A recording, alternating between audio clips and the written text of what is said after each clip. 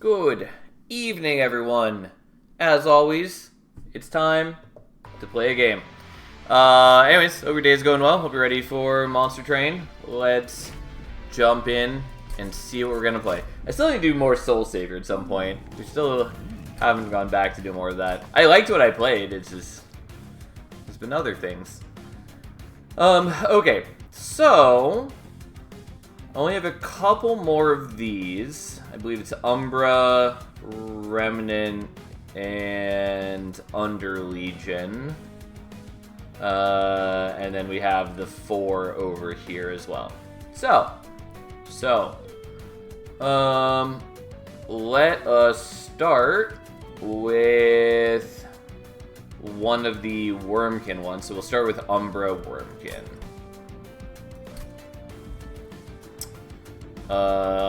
Primordium Wormkin. We're gonna do Echo Break.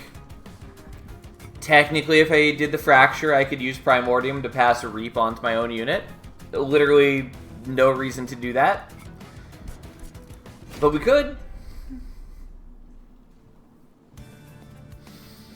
I certainly don't hate Herzl's Horde. Allied Construct, not wild about, but it's fine as a starting unit. We're just gonna have to like pivot out of it later. Proclamation's okay.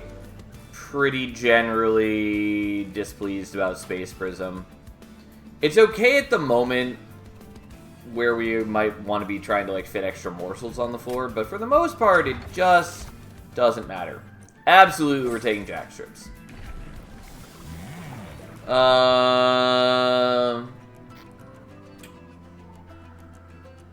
Pretty sure we're still gonna do Superfood.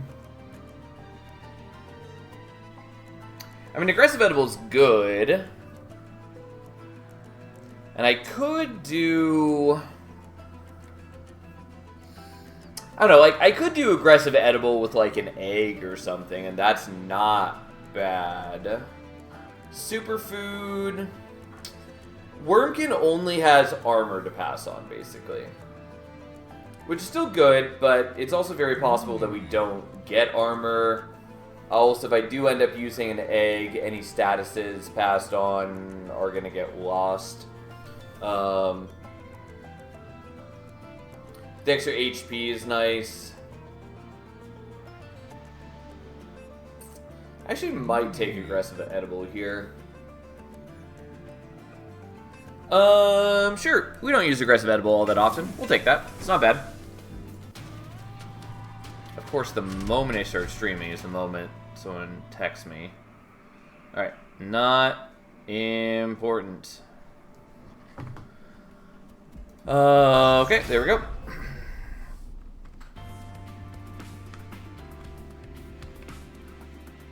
There we go. You aggressive? I mean, Aggressive Edible's still good. It is probably, well, mostly it is the worst version of Primordium now. But it still is not bad.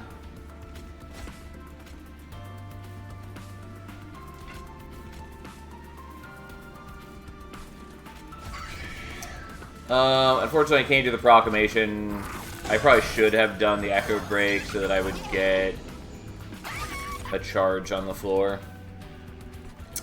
Okay, we'll do it like this, so we can just blow you up and put that there. As an aside, I really appreciate that Allied Construct now starts with fuel. That was a small but very nice change for it. It mattered a lot less in Monster Train 1, where there was less pressure to set up on a lower floor. It still would have been appreciated there, but it was a lot less important. It's a minion Seraph, and I'd potentially consider Superfood as a way to stack Damage Shield. It's not great for stacking Damage Shield on its own against AoE Corruption. I mean, I don't really mind the... How to say this? Yes, I had considered it as a way to stack Damage Shields. I think we're going to have enough ways to deal with that problem that I'm not too concerned at the moment. An aggressive edible is legitimately pretty decent for us. Also, I just don't play it that often, so I'm down to do something different. Yeah, I was really hoping that would hit there, and it didn't. What was I trying to say? What I was trying to say is essentially that I don't really care about Superfood passing on the corruption. Just like I don't care about Superfood passing on sap with entropy. Alright, unsurprisingly, we have to kill here. Like, he's only got 2 fuel, but he is also doing, like, 150 damage per round. So, that makes pretty short work of Astral. Also, we can still stack damage shields even without Primordium. Making Morsel's okay. Superfood passing melee weakness kind of scary, though. Yes and no, because again, it's also passing on any defensive tools. And if you are taking Superfood, then that means that you basically always have the option to go to Superfood 2 or 3 as well. Technically, yes, you can see it on your last upgrade option. In which case, you know, you wouldn't have that. But you still have... That's very late in the run, and you should have figured out a solution by that point anyways. And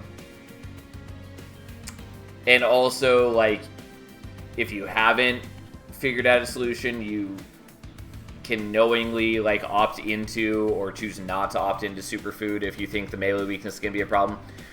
But regardless, like, I don't think passing on the melee weakness is that big an issue. Because, like, you can still pass on whatever defensive option you have. And again, you are in clan with damage shields, which make melee weakness irrelevant. There's plenty of other ways to deal with the problem, too. Oh, I didn't mean avoiding it since pass on the corruption. I meant taking it since it can provide some damage shield as a way to ignore corruption. But it's not enough on its own without another source of damage shield. Yeah, so I understood your first point, and I did respond to that. I didn't understand that you meant it's not enough on its own without another source of damage shield. But, like, yes. But there are multiple ways to get damage shields in the clan, and or there's also a way where we can daze Dominion.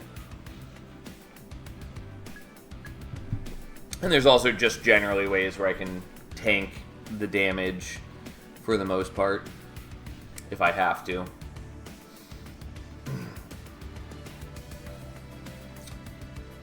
Anyways, I could take Making of a Morsel.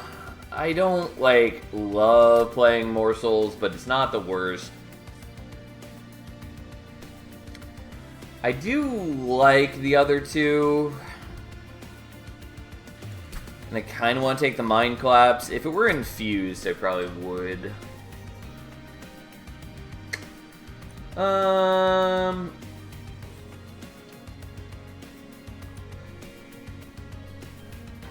I'll take this for now. I'm not that happy about it. I'll take the Echo Infusion, though. Again, wish it were infused. Also wish that it hadn't come with a calcified Ember.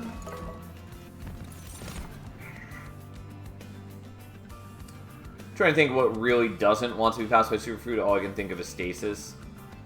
As far as, like, player things, yeah, you don't want to pass on Stasis, and technically you don't want to pass on Unstable, kind of, but again, those are things that are wholly within your control. The other things that you don't want to pass on necessarily would be Fragile, and, like, Corruption or Sap. But again, like, Fragile is wholly within your control to choose whether you want to do it or not. Stasis Crystal strats completely fail with Superfood. They don't completely fail, but they are awkward. And also, yeah, you just generally shouldn't do that. But like technically, you could put a stasis crystal on the other unit too, and then use that to bring it out of stasis. You can also like power up Primordium for a couple turns, then bring him out of stasis, and then use that to and then play another unit on that floor later to benefit from the stats. Like I have done that before. Do stasis units eat? I know they can be eaten, but I never tested if they can eat. Honestly, I don't remember. I think it changed at one point or another in beta, and I don't remember what the current status is. Doing alright, Moonjin. How you doing? I did not have a wildly productive day, though I did hang a bunch of frames. That is the majority of what I did with my day. I do like First of Kin. It is not what I wanted here, but it is a good unit.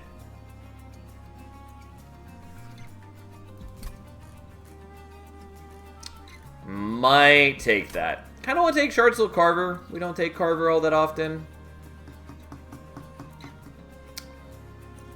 I'll just take First of Kin. I really wanted like an egg, even though it's a little sketch for us to deal with. Well, ooh, I'm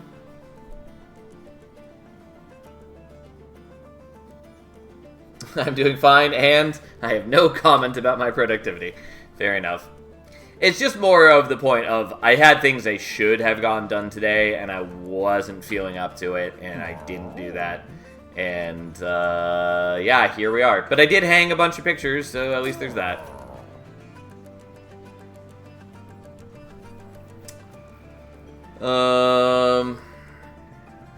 I think we want to prioritize the Smidge Stone.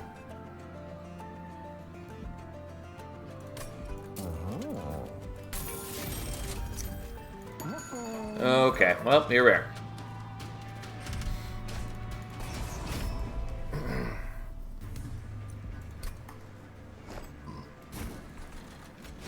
Okay, so you're gonna go there now. Yes, the alloyed construct has... Whoops, I... Probably shouldn't have done it that way. I kind of spaced out. That's fine.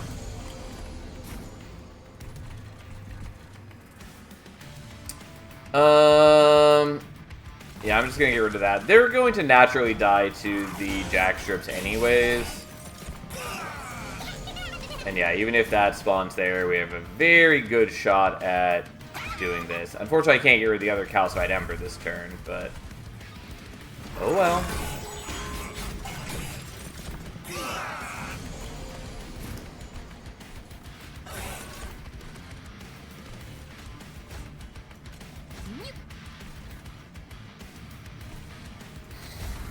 Alright, we'll just do this.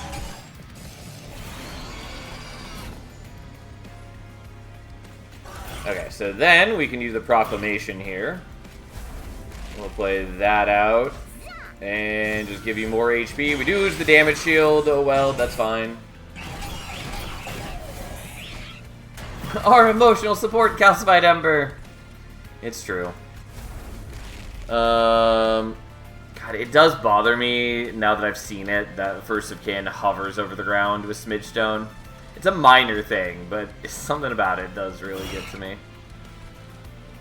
Okay, we're just gonna do this and build some charges, I guess. It doesn't really matter. First of Kin should be able to take him down no matter what. Especially now that we've gotten rid of the damage shield. Ta-da!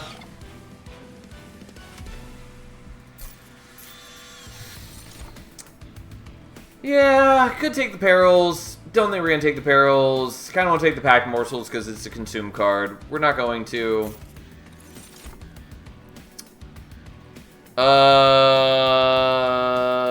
Okay. So I do want the shelter. I also want the bounding echoes, though.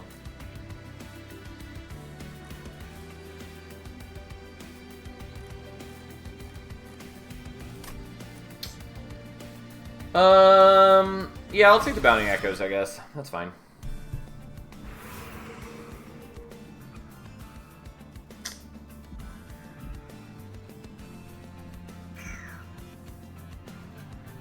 And it's knockback.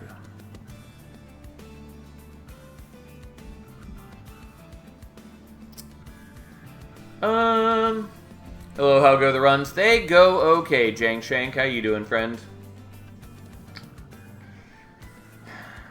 Alright, I'm gonna go here. I probably should go for the Merchant of Steel, but I do have desires. I was really hoping for not this. What I was hoping for was the reduce HP to 1 and get extra stats. The unstable shard one.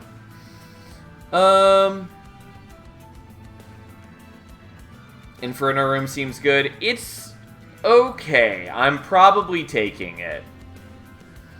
It's not absolutely necessary because I do also have the jack strips, which solves a lot of the same problems, but it is still good, and it does get around my concerns around like wave clear, and in particular it's very helpful into Dominion because it means that it's guaranteed killing off the Scourge dudes. Also kills the Corruption dudes before they can line up with my units, yada yada yada.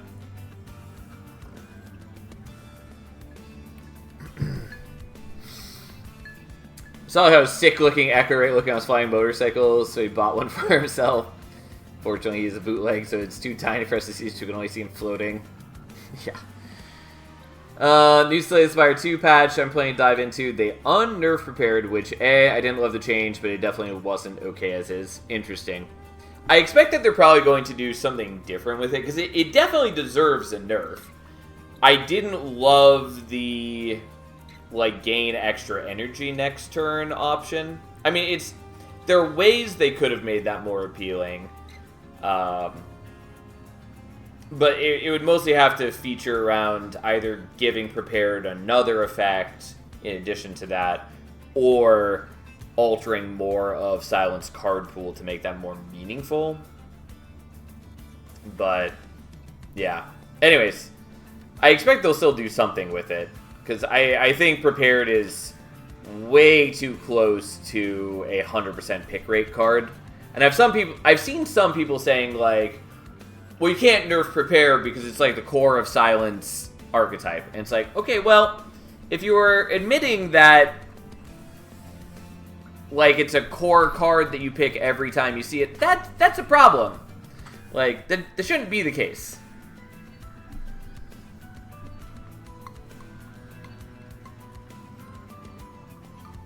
They nerfed my favorite regen power. Which one is that? I've apparently not seen any of these patch notes yet.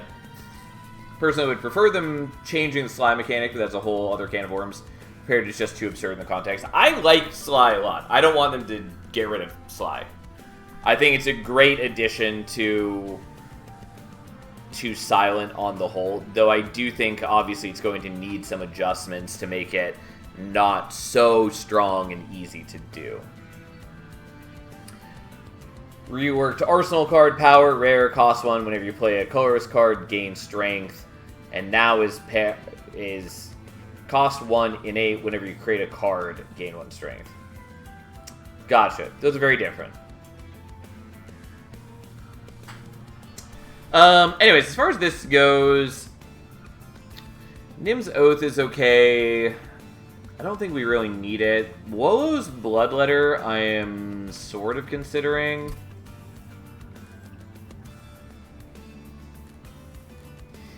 Oh, I forgot that it's bugged right now. So you may notice that it looks like my dudes have a ton of strength. Because every time I hover over this, it shows more and more strength. It should not actually affect things, but that is a weird bug going on right now with the most recent patch. It's not just Wolo's Bloodletter, it's like anything that does, like, adjustments to cards, basically.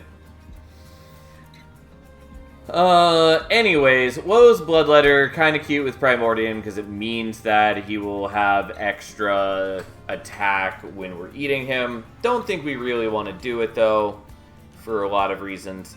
Also, Wolo's Bloodletter makes it harder to do damage shields. Obviously, we haven't done any damage shields yet. Still might do damage shields in the future. We'll just take the Quilling Catcher. That's fine. haven't kept up with Monster Train 2 as Shiny Shoe announced anything upcoming. They have not. There's no indication one way or another what's up next. I mean, I would still expect bug fixes no matter what, but don't know if they're doing anything else. Doormaker got another rework. Hopefully they make him less BS. Yeah, I'm curious to see what they're going to do with Doormaker. Okay, so we do that. How did you get permanent scaling in Primordial? Yeah, so it's just explaining. It's just a bug. It's not actually a thing. Kind of want that glass cannon. I will take it. We'll see if we actually end up using it. I was hoping to get Glutton's Maw there. Ah, I'm deaf. Stupendous. Fair enough. Okay, so that goes there.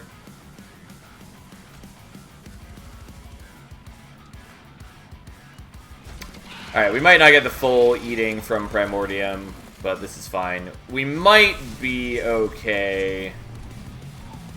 And yeah, the poor Allied Construct doesn't matter. 231 attack Primordium would be interesting. Yeah.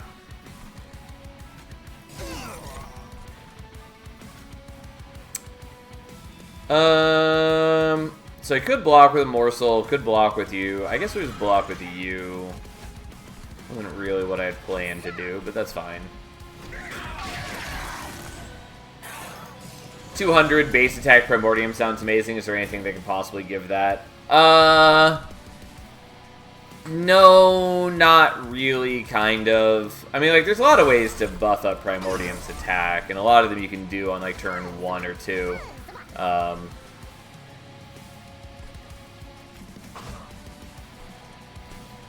Or turn 0, I should say, as well.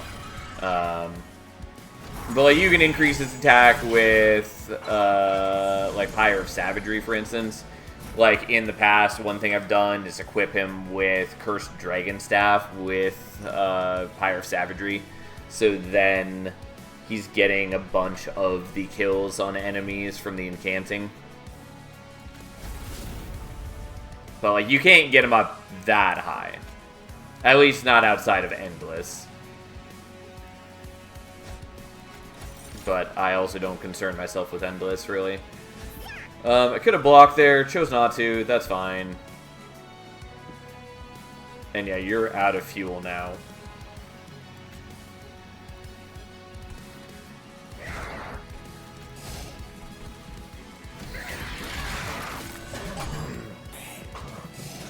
Dragon Staff is the one that deals 1 to enemies on incants. Yes, correct.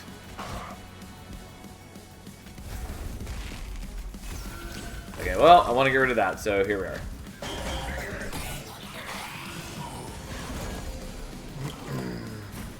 Yep, not using the glass cannon. Well, you know what? I'll give it to him.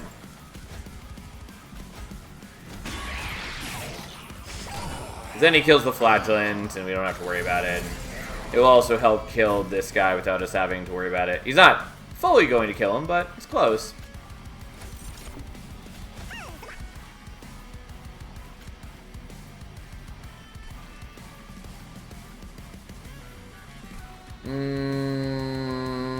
Yeah, this is going to die already, so I don't really want to use the Proclamation on it. We'll do this, which, yeah, saps my dudes, but then this guy's going to die. You're gonna die in a moment, who cares? This still does more damage than the Echo Break does, so we'll just do that. And then we just gotta do some damage. And yes, I did do that in the wrong order. No, I'm not that concerned about it. Man, I might just get back to Monster Train 2 until Slay the Spire 2 gets a new alternate act or something. I think Slay the Spire 2 will get there, but it still has a long ways to go. I think it's fun, and I definitely like it a lot more than Slay the Spire 1. It's definitely not going to be my favorite deck builder. Like, I wasn't really expecting it to be, and at this rate, I'm pretty confident it won't be. But it is good.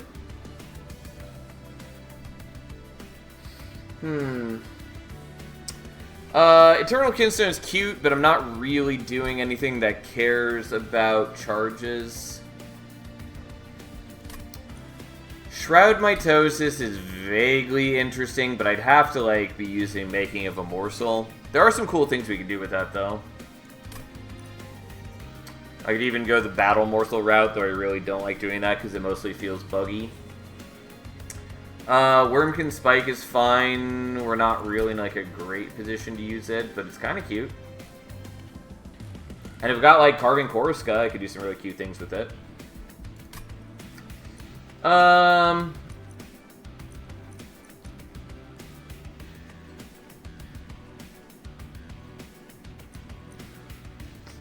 don't know, I just don't really care about any of these.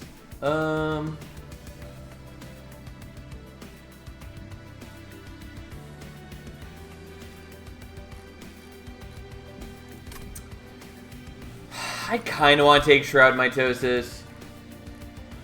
My favorite thing about Shroud Mitosis, by the way, is when using the Hive Mind Mutator, the one that makes it so every unit is every unit type, you can use it to copy champions.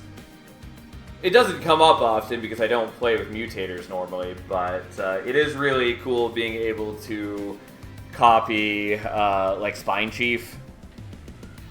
Especially Decayer Spine Chief, so that you then have 7 Decayer Spine Chiefs on the floor, and then you're getting just an absurd amount of Reap for every single charge you generate. Like, 1 Spine Chief is already strong. 2 Spine Chiefs off of Hall of Mirrors, also very strong. 7 Spine Chiefs, that's another thing altogether. But anyways.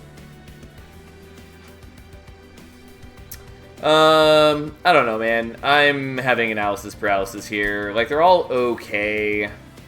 Part of the issue is, like, I might pivot off of the First of Kin, so I'm considering taking the Wormkin Spike just, like, because it's a consumed card.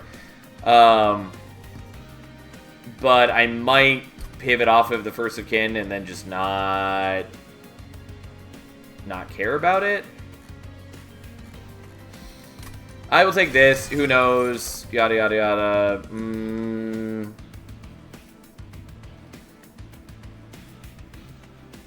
not, like, wild about a Morsel Maker, but it's pretty easily playable for me with Herzl's Horde right now.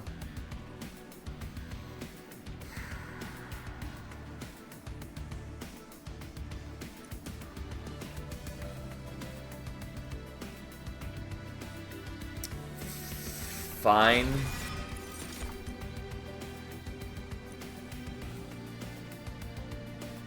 Guess I'll just go for draw right now.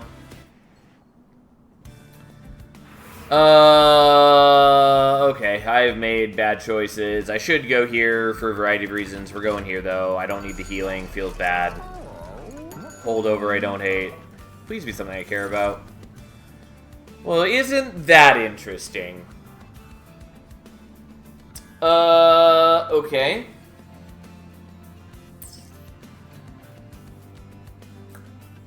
Oops, all shells. Yeah. I mean, I think I'm taking the Bog Chrysalis here. Bog Deep Cocoon I really like, but it is definitely worse in Monster Train 2. I do think its stats need to go up a little bit. The problem is that I'm pretty bad at charge generation now. Taking the Eternal Kinstone made us a lot better at charges.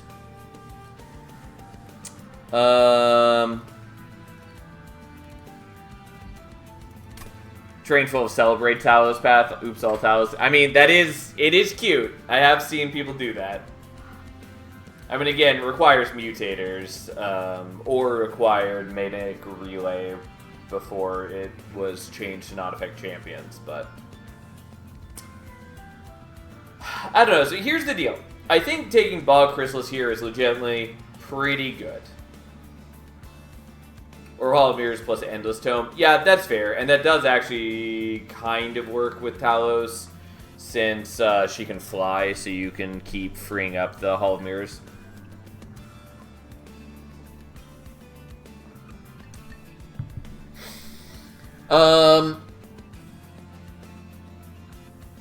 Anyways, what am I doing here?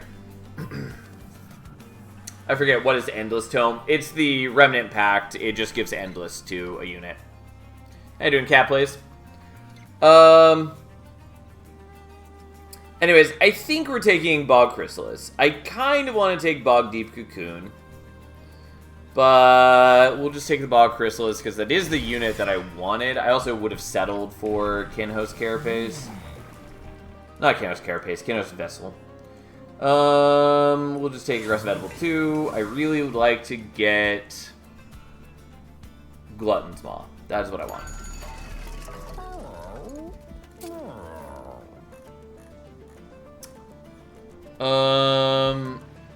We're gonna do this.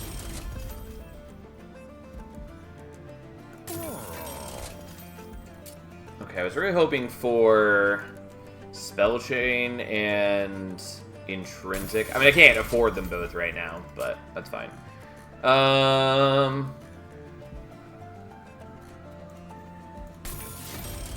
Just do that. And then I waste the heal. What Chad unit are boosting this run? Well, we're pivoting now towards using Bogfly Chrysalis.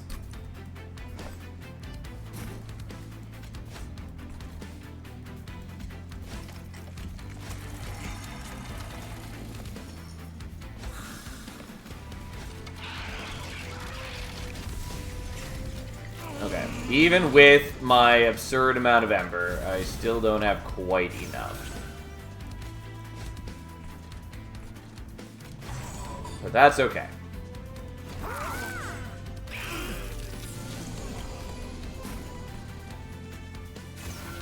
May as well give that to Primordium so he passes on more and more HP.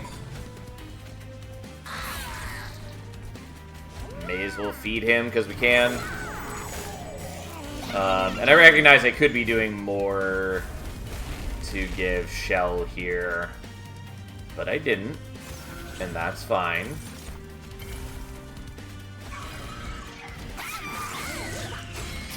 Kind of hoping there were more balances coming for Soul Saver to keep it interesting, but my preferred method has been picking souls but random plans to keep Overgrowth interesting. I mean, I would expect that there's still probably going to be some. I don't know how much they're planning to do, but I would expect they're probably still going to do some there.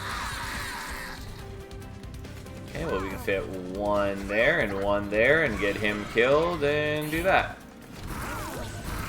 But I don't know what their plans are. It's clear that they're busy doing something or other, but who knows? Who knows what that is?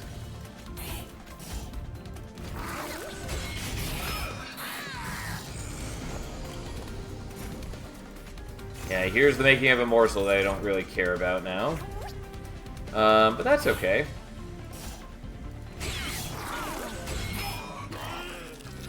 I did kind of forget that I maybe should have been feeding you, but I also don't really care, so there's that.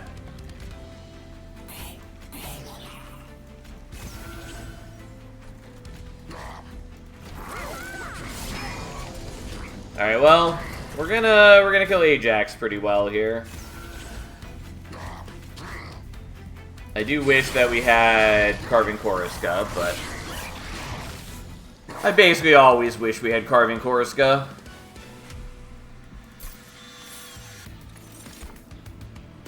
I mean, engine upgrade is fine.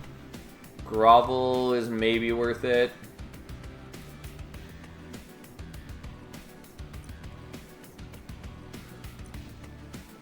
I'm not really building a good solution to Dominion yet. I sort of have some options for that. We'll figure that out between now and then. I kind of want the engine upgrade. I think I don't really care. Because, like, if I am visiting another Merchant of Arms, which I probably will, it's going to be to put deployable on either Glass Cannon or, like, Glutton's Maw if I get it. So, we're not going to worry about that. Someday I'll master Power of Knowledge. It's probably not now. I could get it doing decent damage. I just don't really care. Well, shit. So here's the deal. I do want to go to this Merchant of Steel because it's quite good for me. or at least could be good for me. I also kind of just want to go for the Merchant of Arms, because the next one isn't until here. Meanwhile, there's another Merchant of Steel right here with a dupe on it if I want.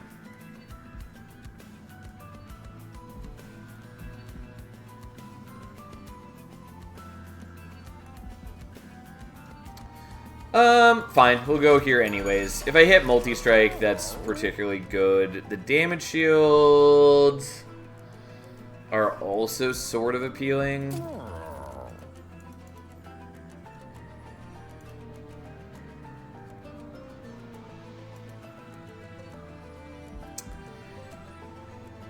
Yeah, we'll do it since we don't know if we're gonna hit away to Days Dominion.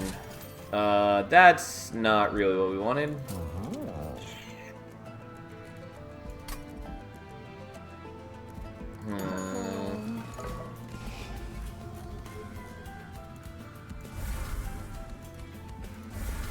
I maybe could have waited on getting rid of those, but that's fine.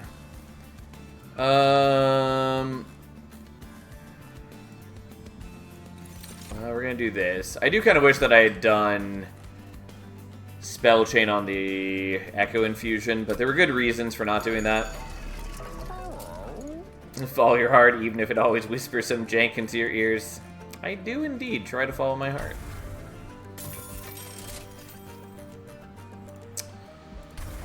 Okay, well, our deck is a little thinner for the moment. It's still kind of a mishmash of despair, but so be it.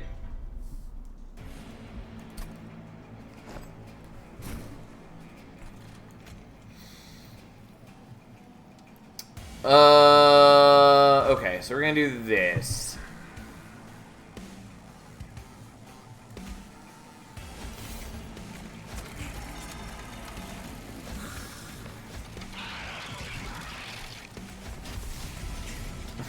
Mishmash of Despair, excellent band name. You know it.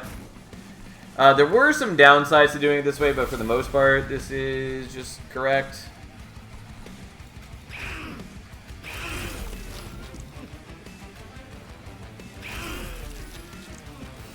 Oh, that is hatching right here. I didn't actually really want you to hatch yet. But that's fine, I guess. I wanted more time of Primordium feeding onto you.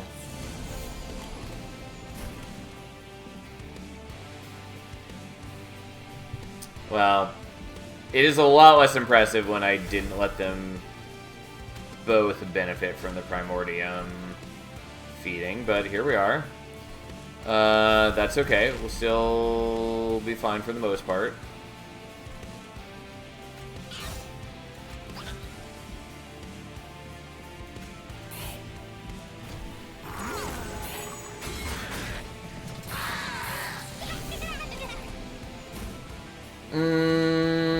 Okay, so the Inferno Room is already taking care of that.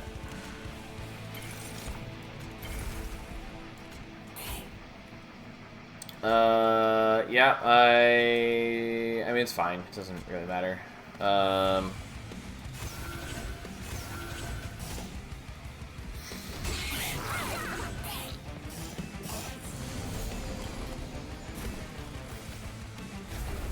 Okay, so now I have extra capacity open.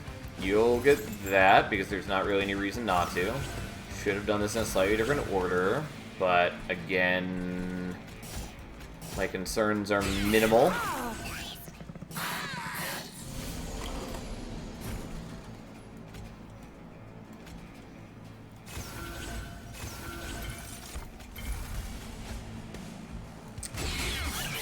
Alright, unsurprisingly, we just kind of murdered these guys. Like, I don't have amazing scaling, but I do have just decent attack on everyone. And I'm gaining an extra 20-some HP every turn.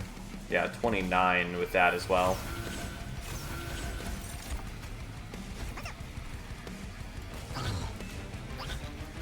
May as well hit him for a bit extra.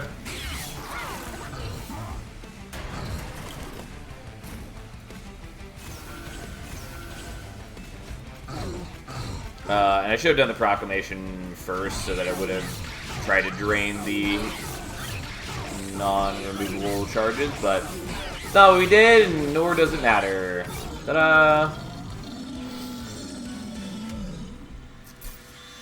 Okay, I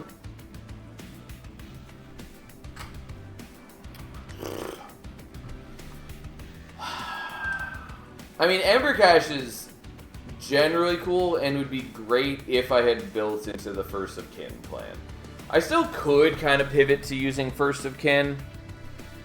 And I kind of want to, but I think we're not going to. I guess I will take the Feast, even though it's questionable how much it matters.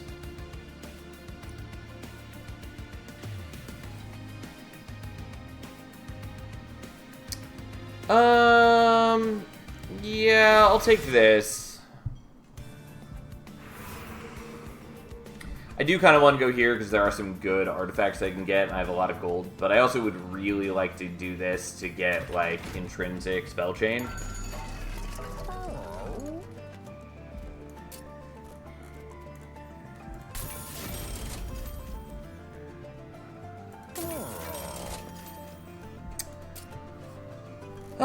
It's not what I was hoping for, but that's fine. We'll do this, I guess. And we'll do holdover on...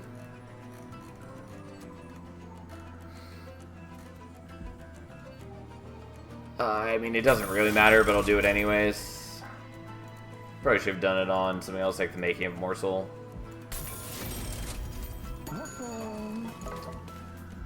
I also should have done other things. I don't know. What I really wanted was intrinsic for the Feast.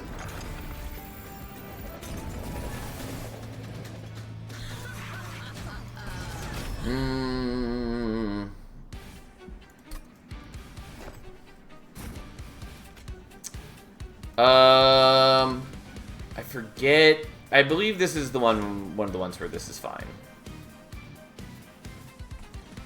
We are going to set up on mid-floor rather than top, though, for reasons.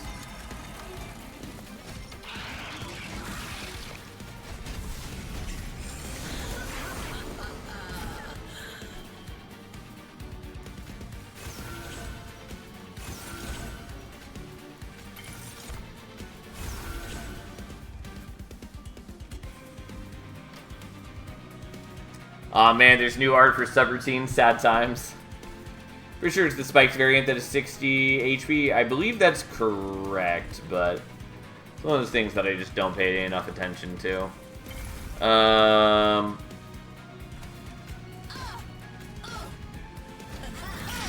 Poor Construct, he was not loved as a child. I mean, he kind of was, if you consider Monster Train 1 as his childhood.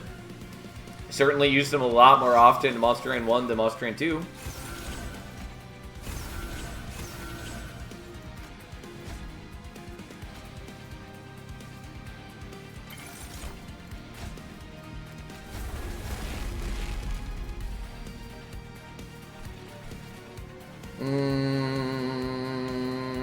Okay, yeah. Like, I could let him hatch this turn, but I don't really want to. And we still got enough attack to kill everything.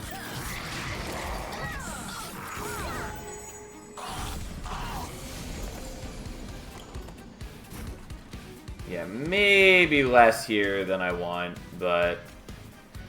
oh well. Maybe should have been more judicious with this. I mean, he's not nearly as threatening as he could be, since we didn't let him eat anything. But I should have definitely hatched the egg last turn. I just was being a little greedy here. But I would have been a lot stronger if I had not done that. So we are going to take some damage. It's fine. Like, I'm, you know, not... I'm at full health. Aiming charge egg is fun with free echoes. Yep. I do like the new shading for the stored echoes, pretty snazzy. Fair enough.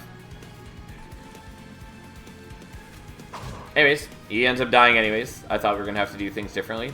I don't really need the Eternal Kinstone anymore, though it's nice for just generating charges if I want to. We'll just go ahead and draw some cards, because we're just cool like that. And then we still benefit from the extra charges, just because these guys do more damage per charge. It's not a mechanic I strongly care about, but it does help us right now, I guess.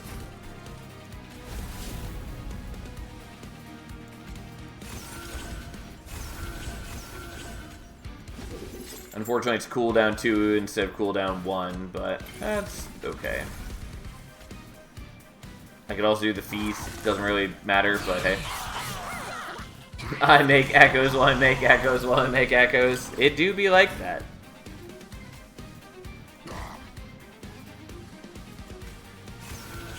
Now, if only I had Carmen Corsica. I mean, that wouldn't really matter, but it would be cute.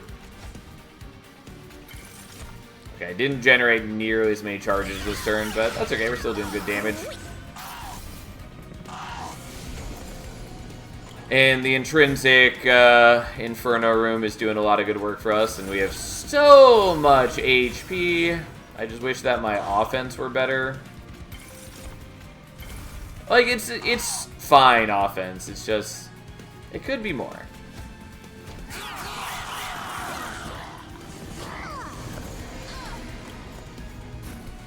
Yeah, it turns out there was a good reason they toned down how often you see Inferno Room.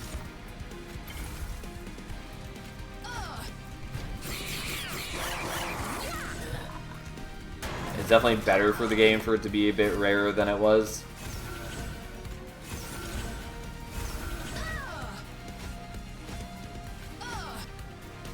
Well, let's make some charges and then do a tiny bit of damage.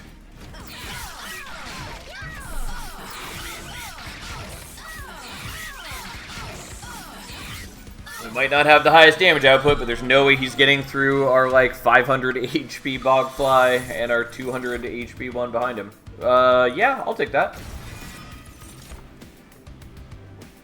I will take the Ember, I guess.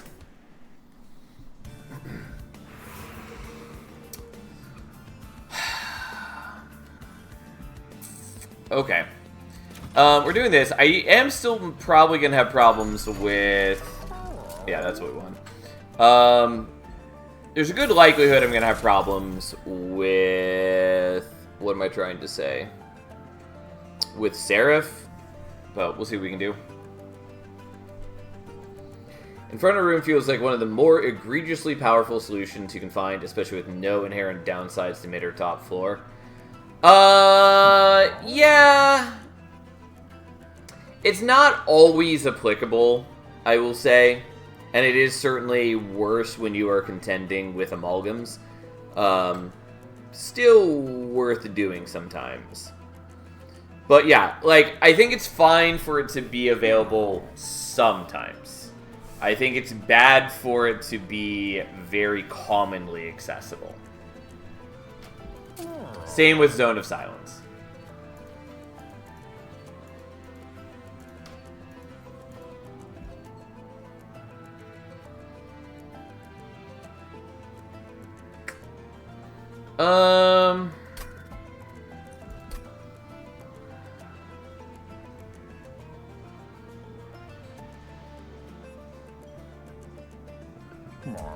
Do I even want to be using the Morsel Maker?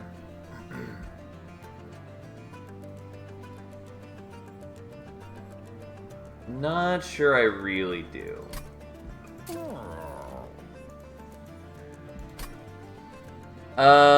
So anyways, what I'm considering here is rolling and getting the damage shield upgrade for the First of Kin. I don't think we need to worry about that so much. The problem is just Dominion Seraph is a bit of an issue for us.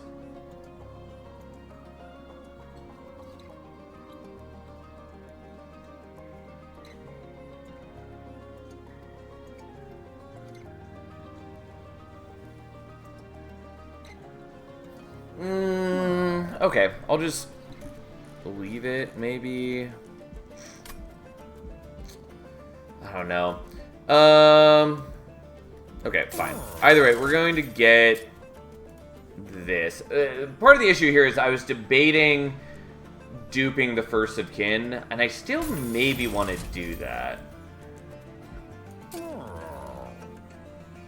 Not to derail too often, they'll take is at least 3 costs now. Definitely deserve. Oh, it for sure. For sure deserved. Doesn't remove the downsides of setting up on higher floors. Several bosses still scale, notably the Ring 7 bosses and the Undying ones reanimate among them still hit the pyre. So a good solution to Scourges, Savagery, Sweeper, Silencers.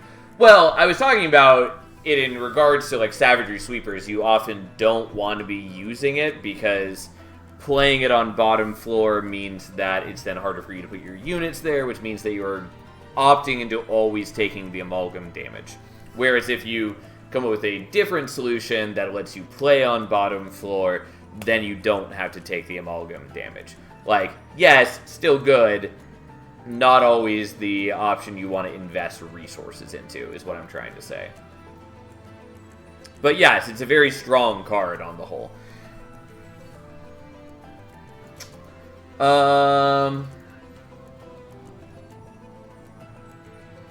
I maybe want to do the Morsel Maker still.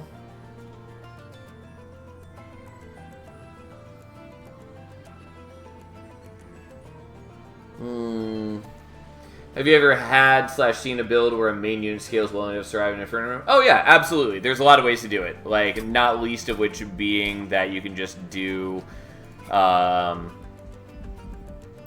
am I trying to do? You can do things like Reanimator or Retchi, who can just kind of sit in there and tank, and also be giving off extra damage with the Unstable. You can put, like, Harvest units or things with Endless in there sometimes. There's a lot of things you can do.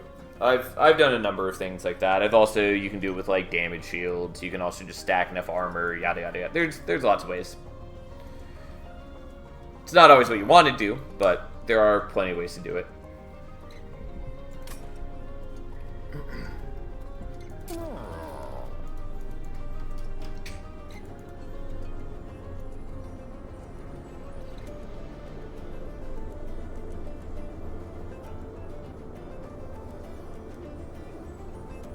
For like the second time today, there's weirdly a plane flying overhead that is like so loud that I can hear it clearly in my house, and it is vibrating my desk a little bit.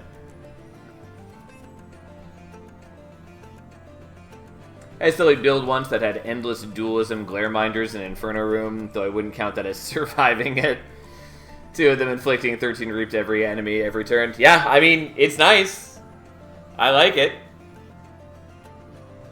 I've definitely done things like that before. I live near a rail yard. I don't, and we normally don't get planes flying overhead like this. Anyways, I might end up doing the large stone smidge stone. Part of the issue being is I don't know what I'd want to do. There was a world where I'd consider doing the bog chrysalis. The problem is that I'm not generating like an insane amount of charges, which means the attacks from the extra bog flies aren't that great. Could do another Echo Infusion. Highly considering that. Doesn't really help with my offense, but we're mostly pretty okay now that we have the multi-strike, and we're going to have a further upgraded Primordium. And yes, I know Stalwart Snack was available. That's fine. We didn't want it. Kind of. Like, it would have been good. I chose not to worry about it, though.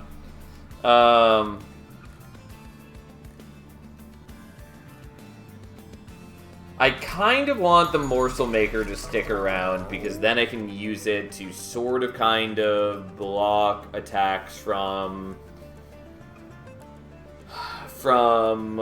Dominion. I'm not sure if I'm gonna need that though, but like, I am worried about it. Okay, fine.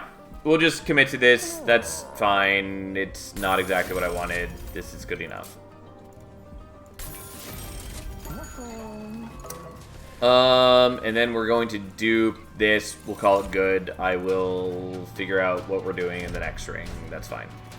Mark Invasion is a little concerning, but it's whatever.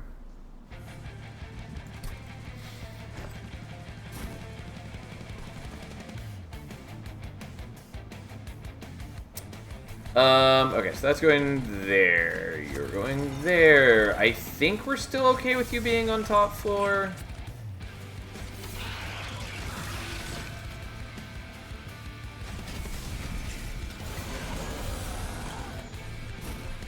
Yeah, so it's a little bit of an issue for the moment, but that's all we need. Unfortunately, I can't do the Umbra Stone yet. That's fine. It's whatever. Doesn't matter if you survive or not. We're really just playing that there so I can get the extra charges so I can power it Primordium more. It doesn't matter that we're not killing you. You are actually dead even if you don't know it yet. It doesn't even matter that the egg took damage because the hatched units are going to get the full heal when they hatch, so.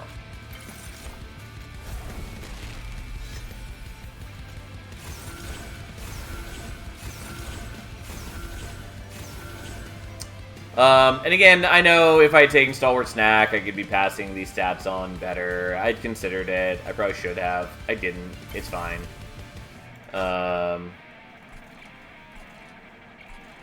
Don't really need these, but we'll just use it to generate charges here. So much HP, if only Equalizing Rings. Yeah, I mean, Equalizing Rings would be good for us.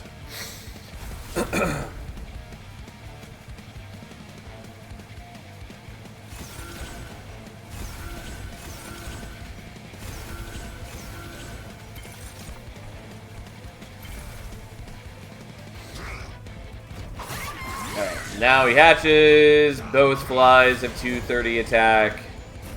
And they're looking pretty snazzy jazzy.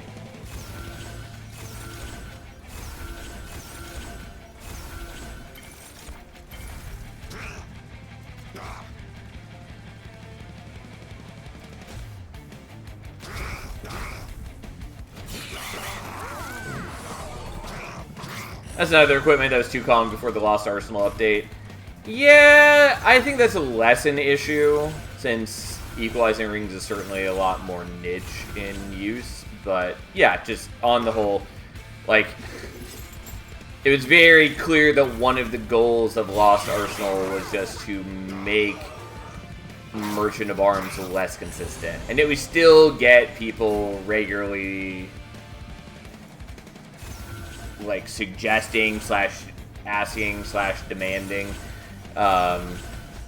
that Merchants of Arms get an extra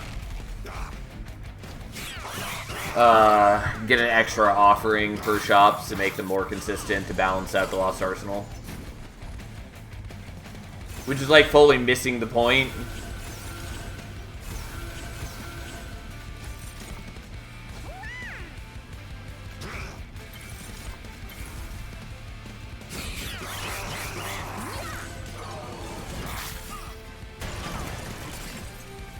Well, we finally got back around to the Umbra Stone.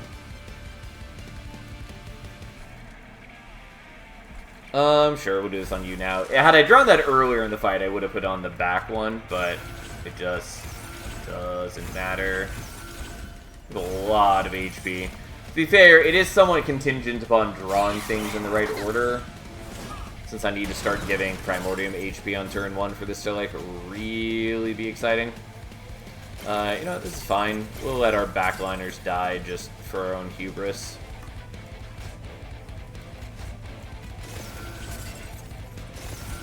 Imagine if I had Carving Coruscant, all the extra Ember I could have.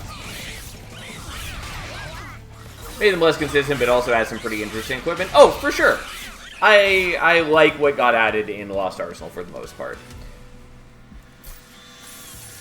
Like, some of it is somewhat niche, but that's fine. I think it's okay and good for the game to have some sort of niche options. Don't think we really need Chamber of Recall. Had we seen that in a different world, I would take it, but we didn't. Okay, so there's a good argument for going to the Merchant of Magic. We're not going to. Way too late. And I might still use it, but it is way too late. I don't actually want Encased Divinity. Kind of. Probably not. Echo Seedling... It's a maybe. It doesn't, like, super matter to me. I'll take it, I guess. I will take that. Take that, I guess. Do I want Bloodthirsty Blade? Maybe.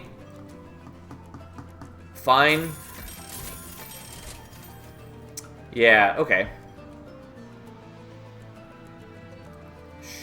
Sure.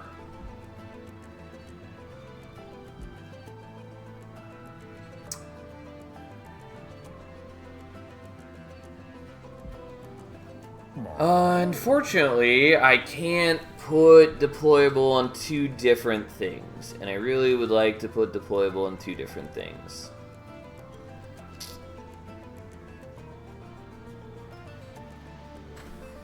Okay, fine.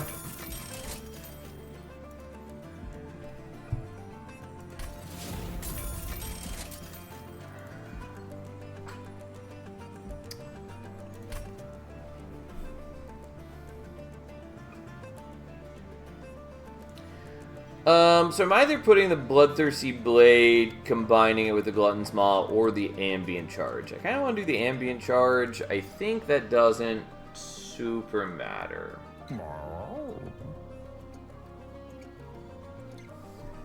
We'll just do this. I'll stop using the Ambient Charge for the most part. It is cute. Oh well, that's fine. And I have 10 Deployment Ember.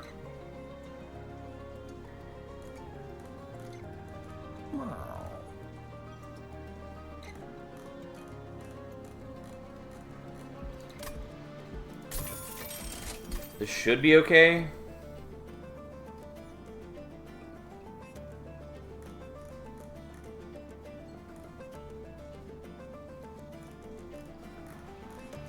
Okay, yeah, so if I just don't play out you, we're fine.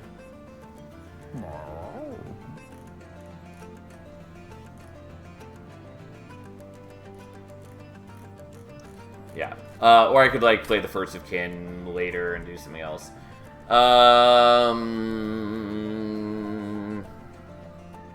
Really wish that I had more deployable opportunities. There are just so many things I would love to do that I can't.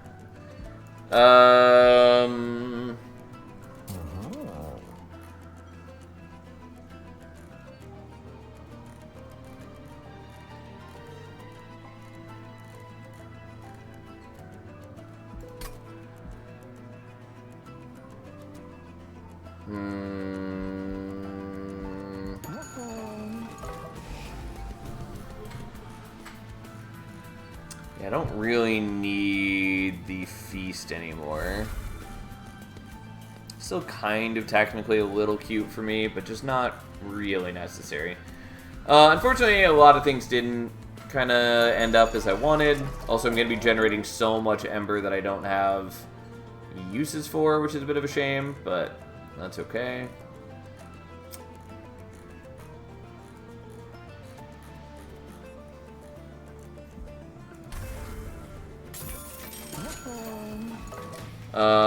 Okay, we'll figure it out. This is fine.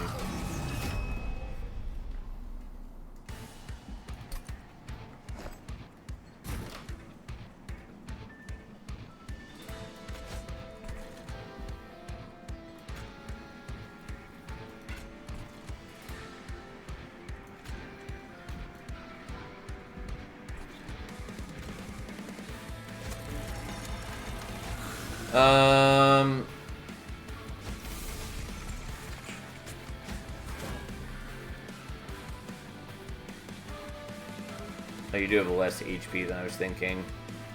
Okay, we'll do that, I guess.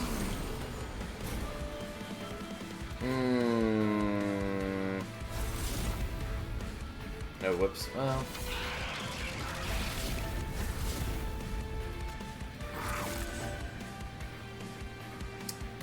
Yeah, unfortunately didn't work out the way that I meant for that to, but fine. Yeah, because he's gonna die right here, which is sad. Oh well, fine. Also, they don't have their flight ability anymore, which is a bit of a concern. That was sort of by design and sort of not.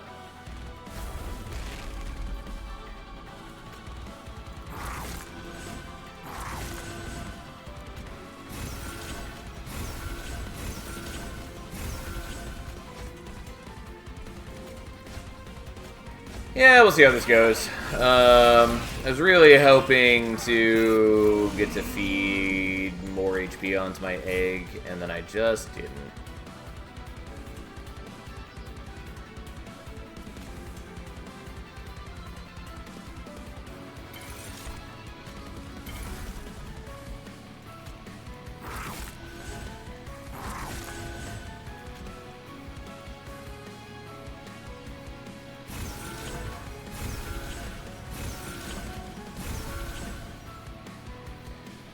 Why not set up in middle for the first turn here? I'd considered it, I just chose not to because I wanted more time for these guys to die to the jack strips was the main thing. Yeah, I could have done this better. Okay, let's do this the smarter way. I'd been avoiding doing restarts, but that's fine. We'll do this right now. Okay. It doesn't matter. We're playing it just to get rid of it. That's okay.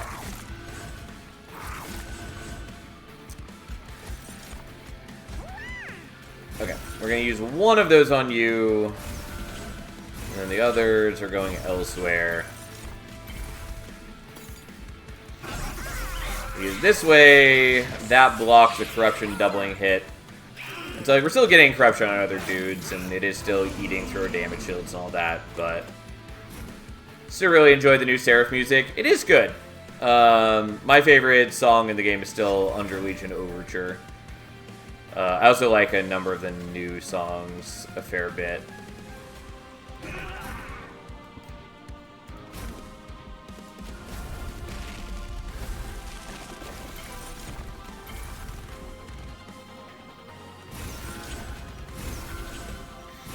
Which is to say, I really like the Strix and Hallow theme, and Fleshweaver is also good.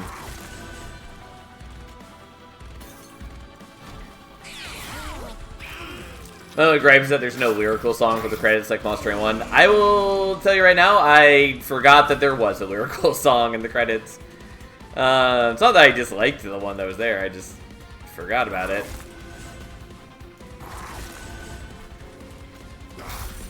Okay. Would have been nice to play that here so he'd get the edge trigger, but this is fine. I just wanted a shot at making a morsel so then we could block with said morsel. Just because I'm trying to reduce the corruption buildup.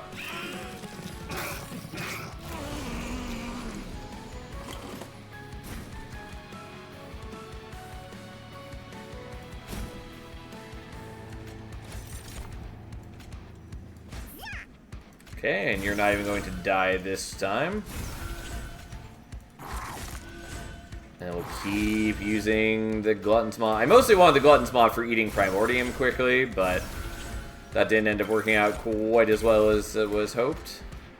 And I did forget that we're getting less stats on the Bloodthirsty Blade than I want, which is fine. It's a little disappointing that they had changed how that works, but that's okay.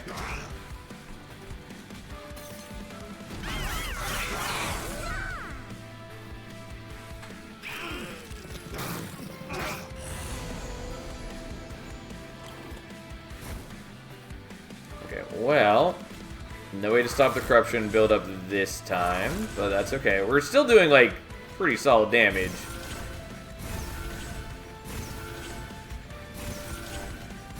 Also, I do have a lot of HP gain. And so much energy that I just can't use. It's a shame I don't have the Wormkin Spike now that I'd considered taking earlier.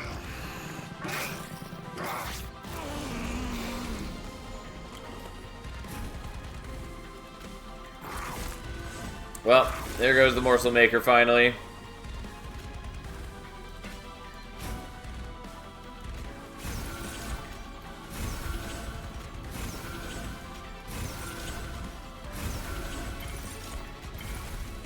Which is a bit of a shame. I have been using them to decent effect, but alas, so be it.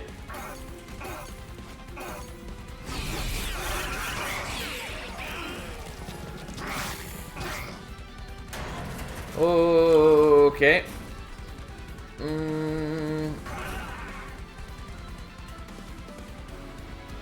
Our poor guy, he's dying.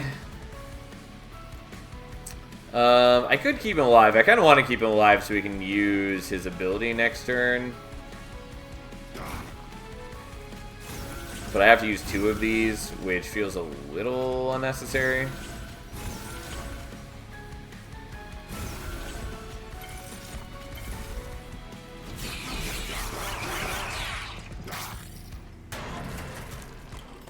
Technically could save the Morsel Maker with some max HP, I guess, but I think that's less HP from eating the morsels than spent on the Morsel Maker. Yeah, I didn't really think about it, but it's a fair point.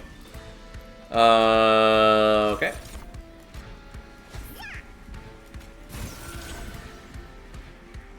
So now you block a bit more. Again, this doesn't, like, really matter.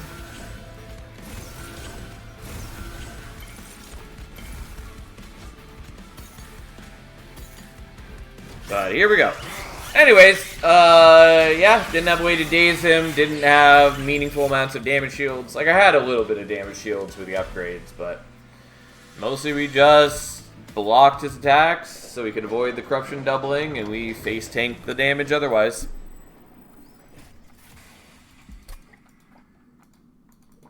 Certainly not the cleanest run as far as what I was trying to do, but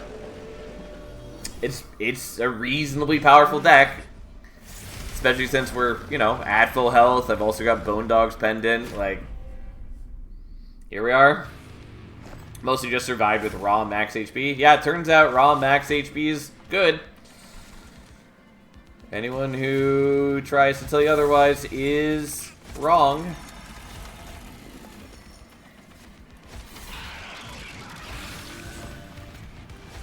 Like, I saw someone the other day asking, like, how do you survive with Wormkin? And it's like, well, there's lots of ways. They have a lot of good defensive tools.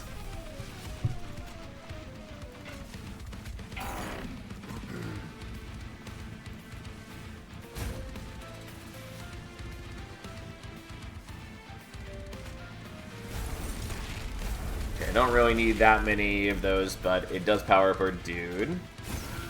Would have loved to do more there, but that's fine.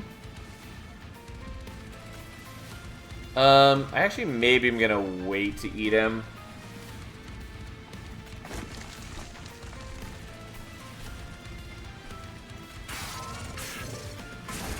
We'll do a little bit of damage there. Sadly, I have no way to, like, apply Reap or anything there. Not that it really matters. Echo Infusion and Shelter are prime on the survival list. Oh, for sure. As is, you know, like, I keep wanting to say First of Kin, and that's not the right name. Keeper of Echoes, you can do that. You can also get by with, like, Shellsmith Echo, right? You can also get by with, like, Sharpsoul Carver, having defensive scaling. There's also a number of good ways to use Endless in the clan.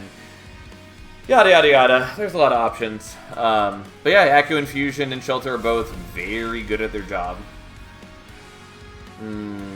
Unfortunately,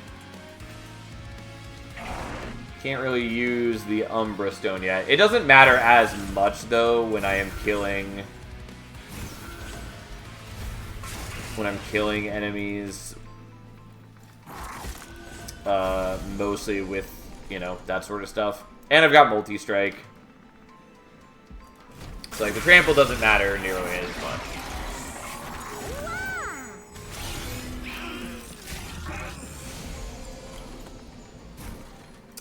Oh, this is cute. Oh, let's do... I can't do that yet.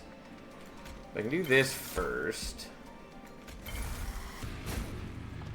Okay. I was just hoping to get the other Echo Infusion before I did the Bounding Echoes.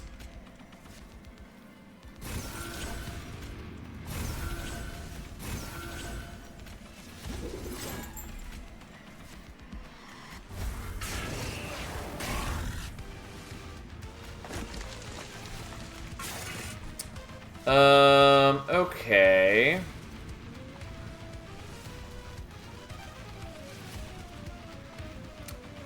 Yeah, I'll do this now. So we do a little bit more damage here.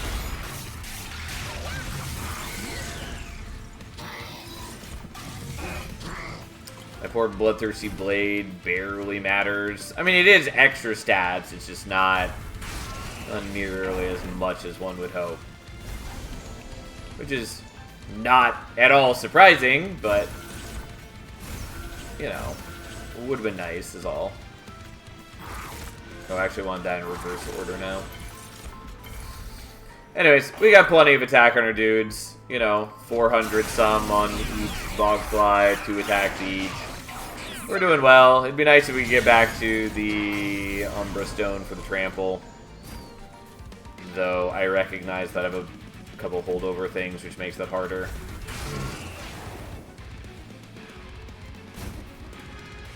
Unhelpful. I mean, we were bound to draw them at some point, so this is no surprise, but it is unhelpful.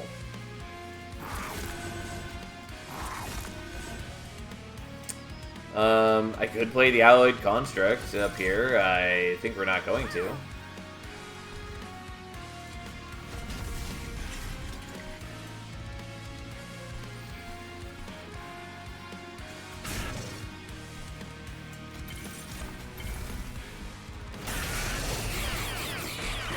Alright, well, we're doing decent work on Entropy. We'll do pretty solid damage on Savagery here. If I could get to... If I could get to the Trample, that would be nice. I did do this in the wrong order, but it doesn't really matter.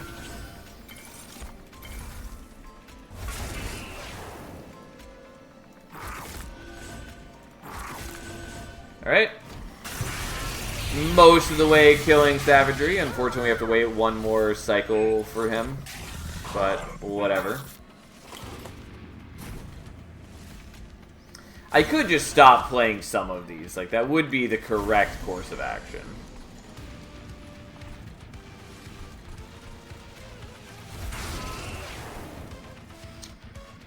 I'm gonna take a lot of damage if I play these all out.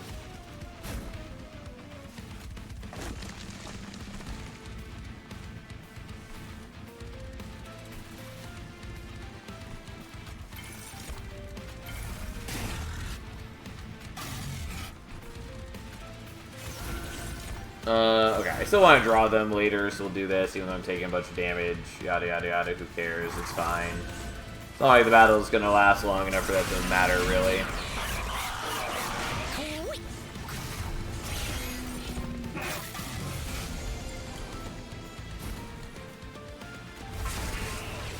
I'm glad there aren't amalgams in this fight. It wouldn't be the biggest deal, but it would be annoying. Alright, have a nice night, Glacier.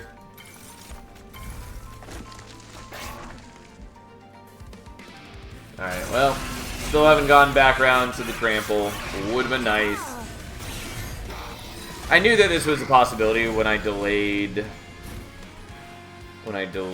hatching my dude so that we couldn't play it on the first go-around very easily. But, still. There it is. Too late for it to matter, but we finally got to play it nonetheless.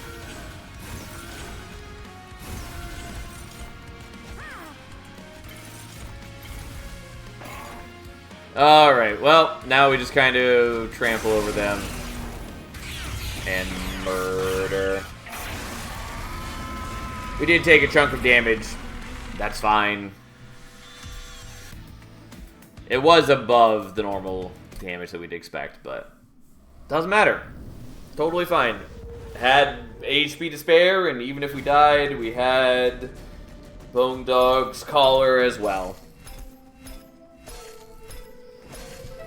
Ta-da! Alright, so next up we're going to do Remnant Railforge, so then we can do Wormkin with Underlegion after that.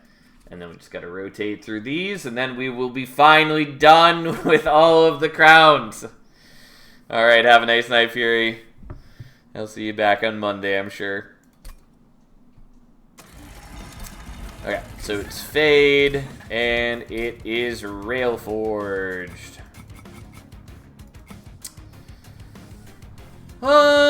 Okay, so here's some interesting things we can do. We're gonna take Salvage. Yeah.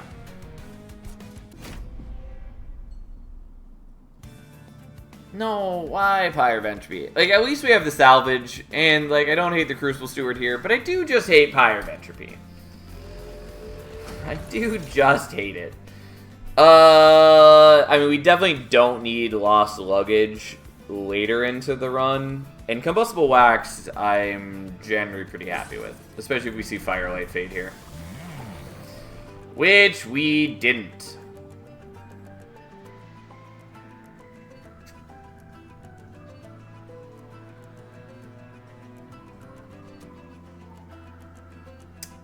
Okay. Okay. Alright, what do I want to do here? Eternal Flame is fine. They're kind of shenanigans that I want to do with a little Icarus, but they're not as easy to execute as I would desire. And I really wish that we had gotten Firelight. I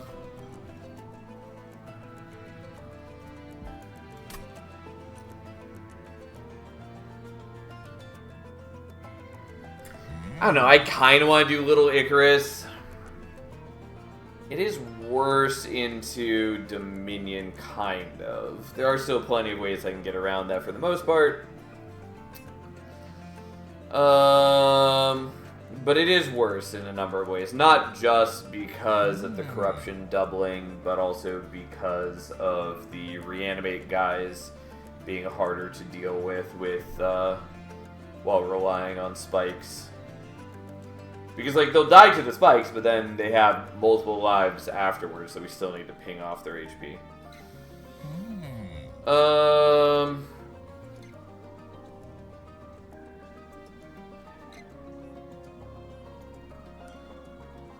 Bear with me. Again, Eternal Flame is fine, and it's even sort of good.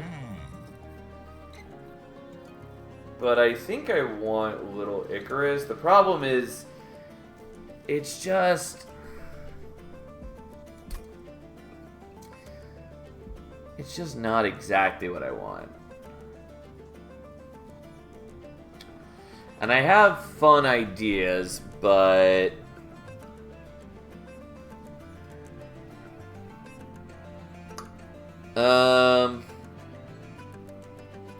I'm debating taking Eternal Flame and then trying to do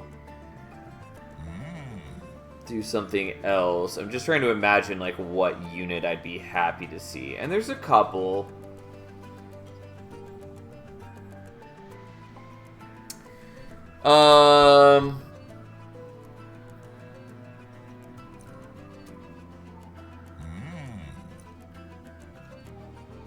Alright, fine. We'll take a little Icarus. We'll see what we can do. We might use it to good effect. There's a good chance we don't. Whatever. That's life. We'll figure it out. I really wish that I had a way to kill her myself. I do not. You're going there. You're going there. I actually probably don't want to fill up the reform pool. That's fine.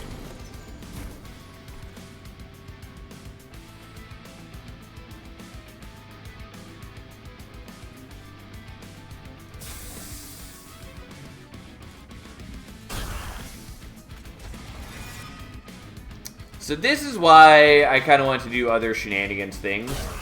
Because by smelting a unit, you can directly put them into the reform pool. And so then you can, like, reform them really easily. And so I kind of wanted to do something like that as my main scaling. And I still might.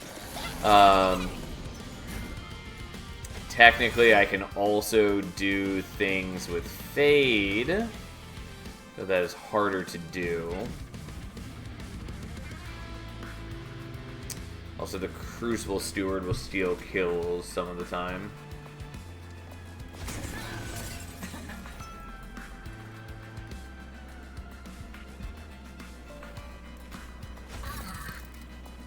Oh, whoops! I meant to do the salvage here.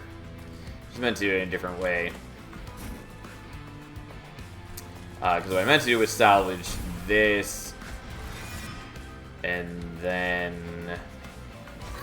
do this and this. Because I do want her to die again, so I can reform her again and all that jazz. We'll still feeding her some kills.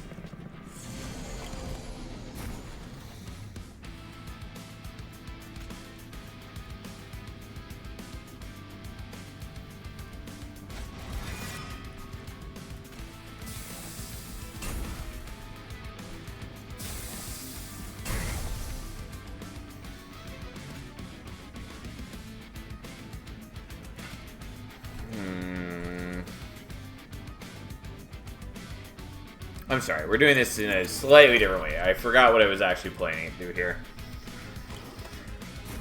Because what we're doing is we're getting Fade back. And then we are salvaging Fade. Unfortunately...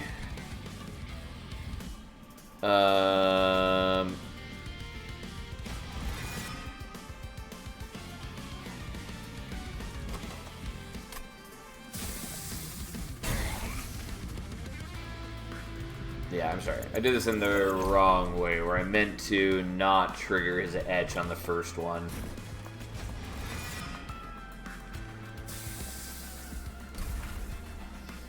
Unfortunately, she doesn't give Ember back when she's smelted, because she is base cost 0. But here we are. I suppose I didn't actually need to do your thing. Also, I forgot that I wanted to use forge points. It's fine. We'll figure it out.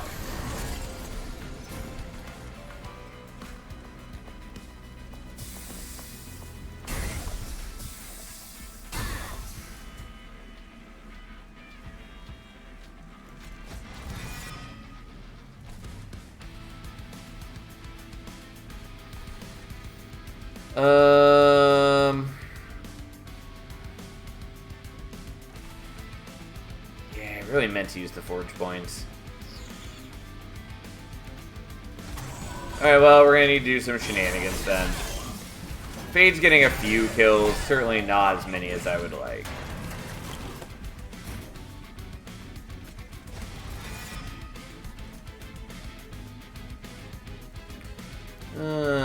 You are burning out. Well, that's interesting. And certainly is a change to my plans then.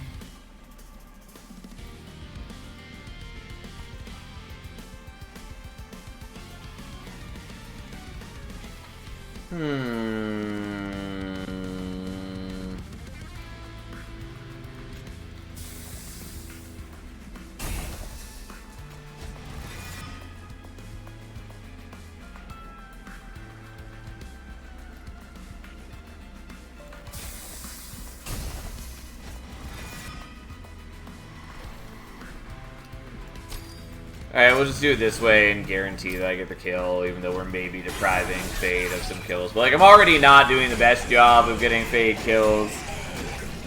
We'll see what we can do.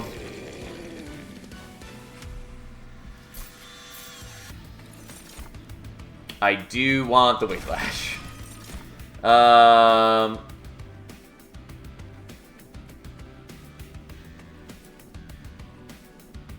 I will take a Metallurgy, I guess.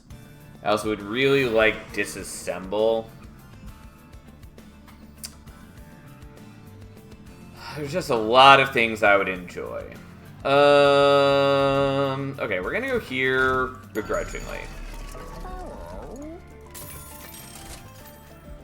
Yeah, unfortunately, what I really want is Holdover Intrinsic, and it's not what we got, but we're gonna do Holdover on that.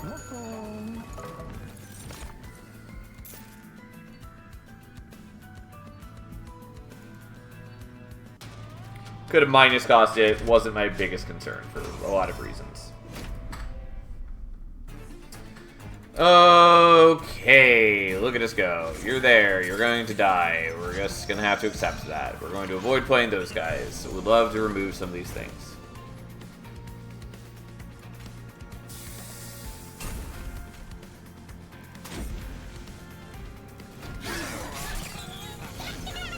Okay, so now get you back.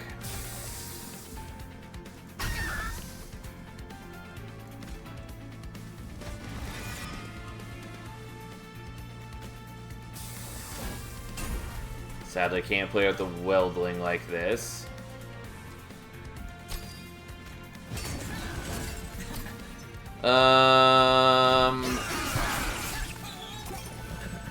But we're trying. We're trying real hard here. I'm guaranteed to be able to get her back, at least. I just don't have as much other things going on as I would like, and here we are.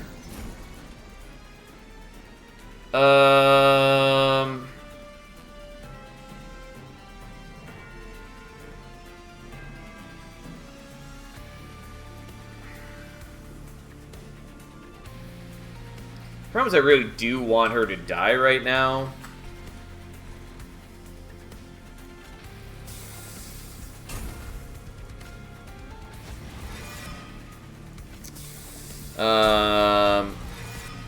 Yeah, anyways, we'll let her die. We're gonna take some pyre damage, and it's a not small amount of pyre damage. Oh well, let's do a tiny bit of damage there. Which is say, it's gonna be 20 damage because I didn't have a way to kill the backliner, so he got healed out of range. I'm not super happy about, but it is what it is.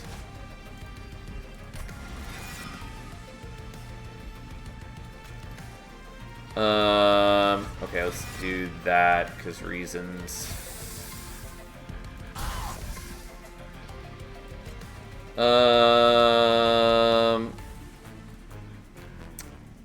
Yeah, kind of messed this up, but that's fine. We'll play you out now and do this. It's just I don't get to use the other salvage. Oh well, fine, so be it.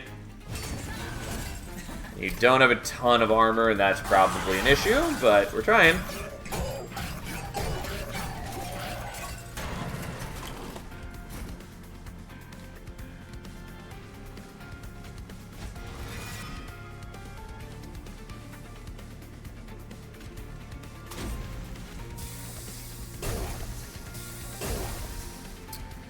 Yeah, I got him lower. We're still gonna take a hit. I am playing this fairly clumsy. Like, I have a game plan. It's just, it's not working well.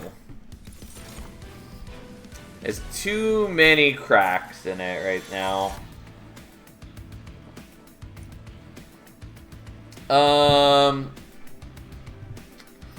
I mean, the drip fall's good. We're gonna take the purifying cleanse. What I'd really like is not this. What I would really like is disassemble. That's what I want. Steel Polyclaw's good, but we'll skip it.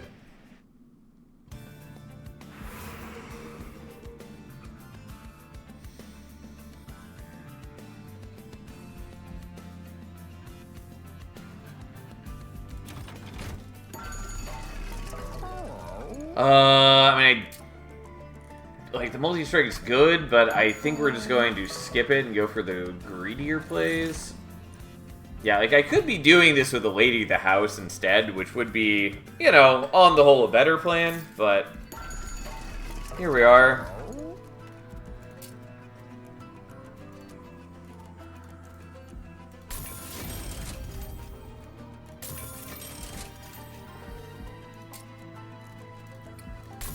Enjoy. Whatever. Here we are. This is life. What do you got for me?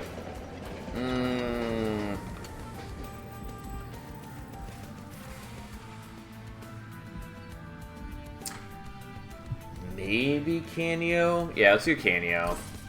So I can at least get rid of my excess units more easily. Because they are kind of messing up this plan. I mean, the other thing that's messing up the plan is it just being a bad plan. But, you know, sometimes you just gotta accept that you are making poor choices and you're trying to deal with them. Anyways, would love to get Disassemble or get whatever Subsuming Blade. Those are the things that I most desire in my life.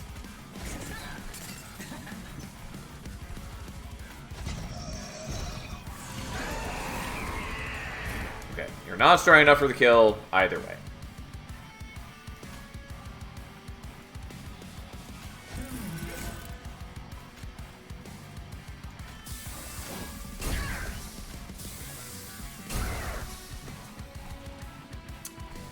Okay, and we will leave this like this. And he's just going to get some armor. Fade dies, as we always knew was going to be the case. But then Fade undies. Ends up dying again.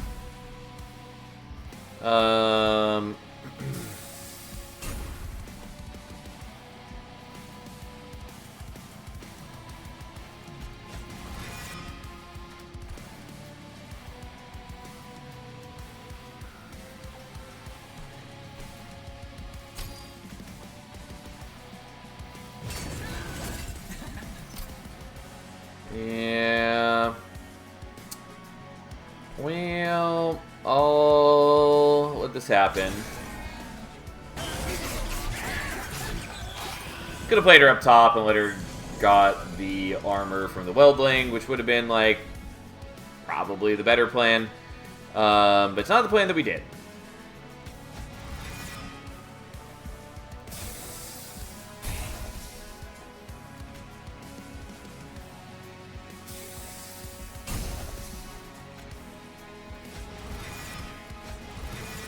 Alright, now this Weldling is free to play, which is cute.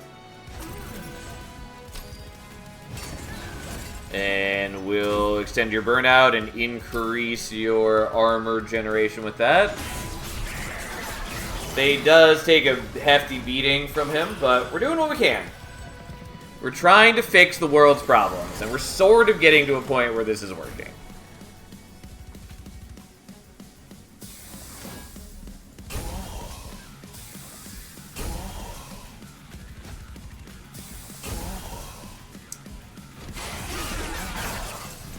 I do need to extend her burnout, but we do have burnout extension cards to do that.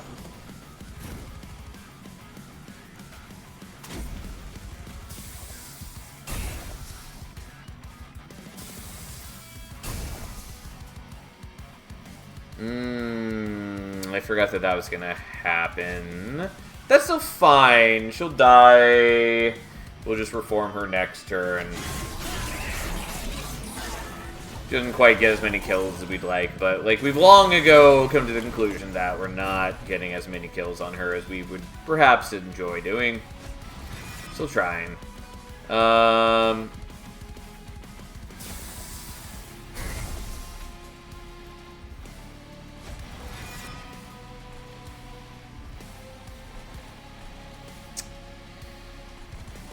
Okay, I think we still want to do it like this.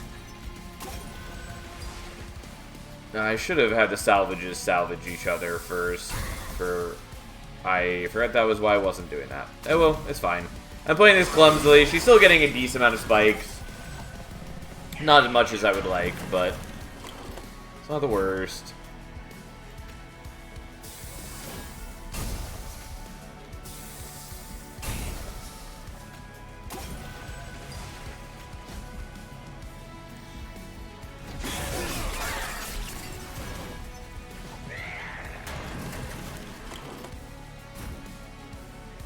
Okay.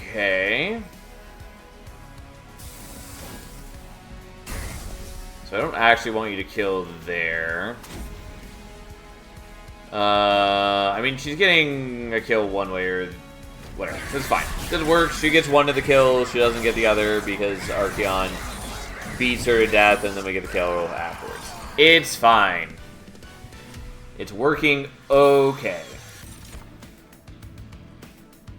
Yeah, could be doing this with Sentry Turret instead now, which is, let me tell you, almost certainly the better plan.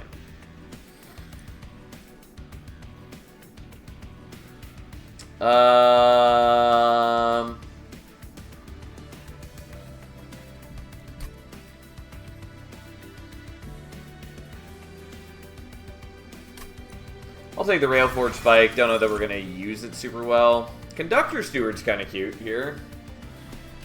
But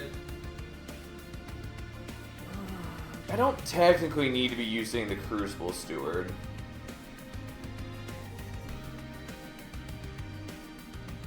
Yeah, I think we're just not going to worry about the Conductor Steward. It is kind of nice, but hey. I also still don't have a good answer to all the reanimate enemies, but fine. We're sort of figuring that out.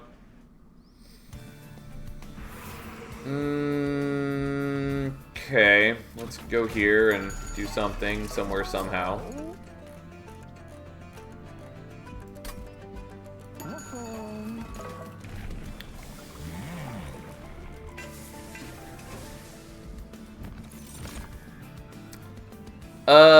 No.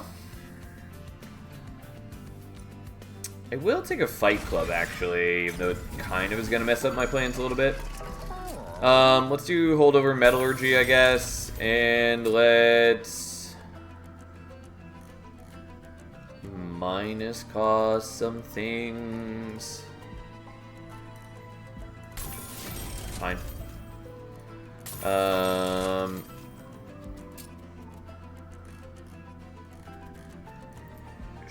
Sure. I wanted to do some minus costs on the Railforge Spike, and then I didn't do that.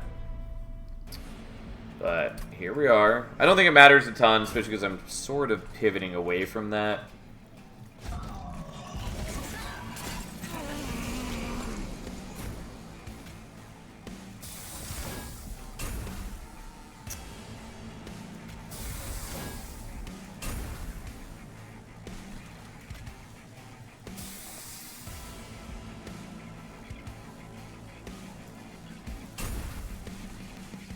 Okay, well, she's getting the kills on those and then dies. It sounds great. It's exactly what we want, basically.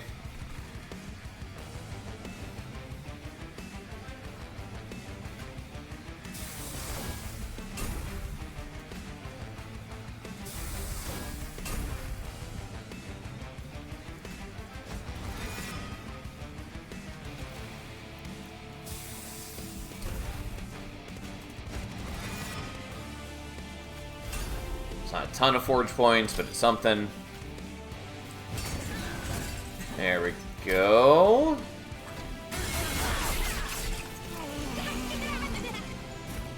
Yeah, let's go forth Mighty Fade.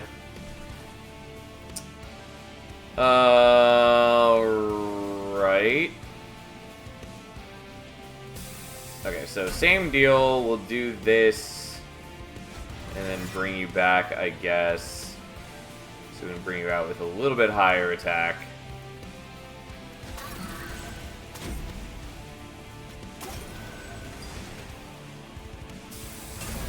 And we can just do this and give you some more armor and all that. Could have done the double stack on that, which probably would have been worth it. I think I had enough gold to have done that, but I didn't.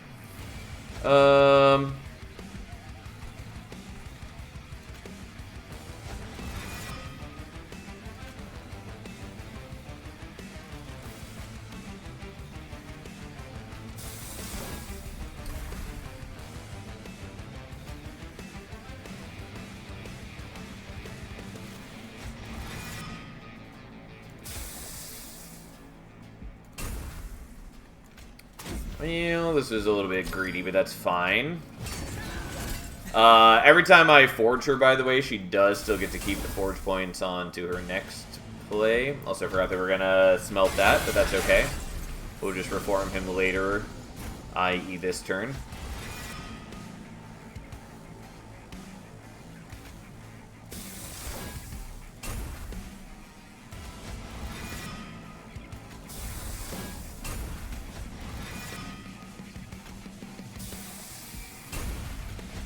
At least he's Ember positive when we smelt him. We're going to make her thick. We're certainly trying. It's a mixed success.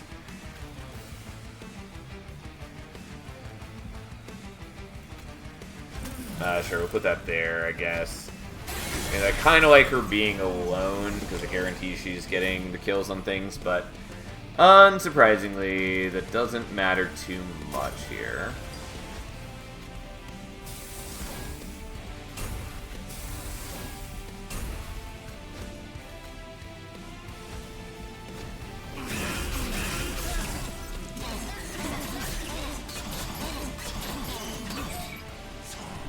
Okay, well, we've gotten to a point where things are mostly working fine.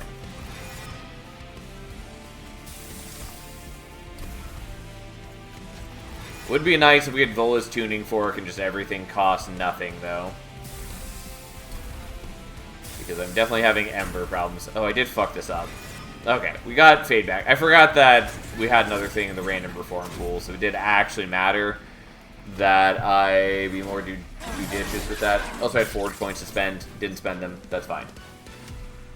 Oh boy. Here we are. No, I kind of like the engulfed in smoke, but it's just not happening here. These are cute, but no. Again, Railgun, not the worst unit for us to be doing this sort of shenanigans with, but it's not what we're doing.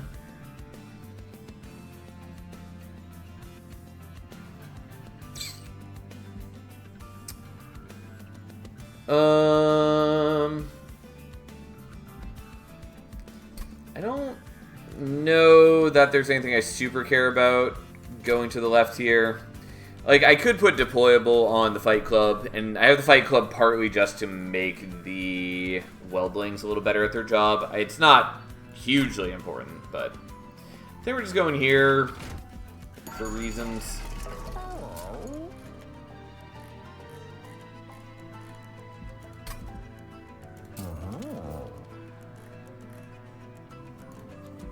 Sure, we'll do that, I guess.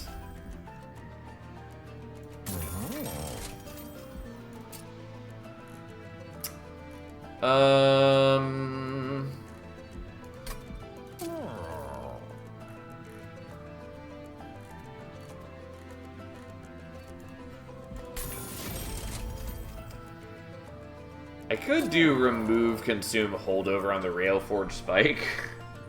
I don't think I really need to. I'm gonna do it anyways. I suspect it's irrelevant, but fine.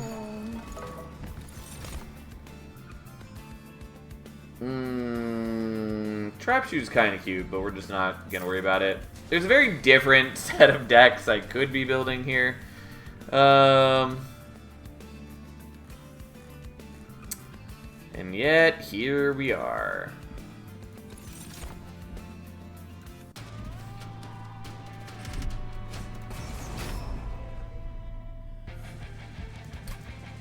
Okay, well, there you go. There you go.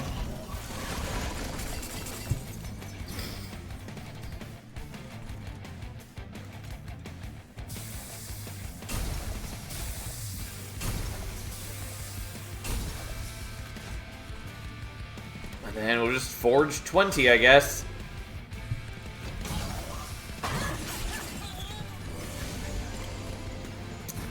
Okay.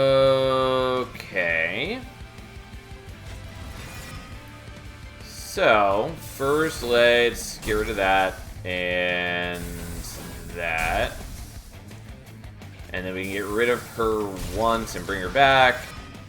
And then we can't forge nearly as much, but we can still do that.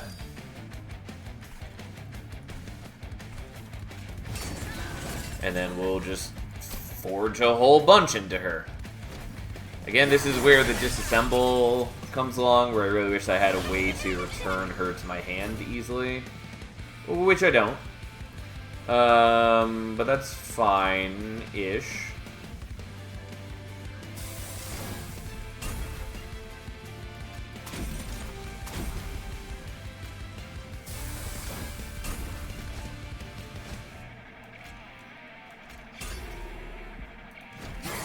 If she does die, though, we'll have even more forge points to dump into her.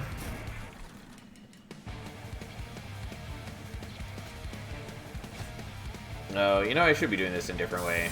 I was forgetting that I could, like, you know, consume these guys. And that would have been a better use of my time.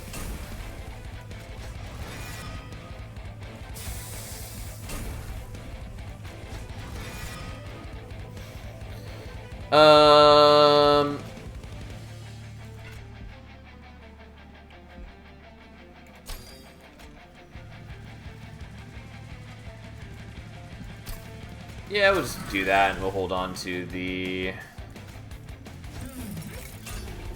forge points. I don't think we were really gonna need them, but hey, here we are. I'm glad this is working. It's a cute game plan, even if it is perhaps shenanigans.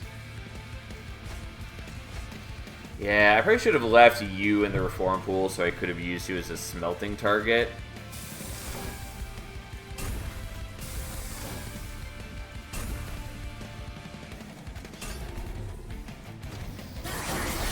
Because that would have worked out nicely.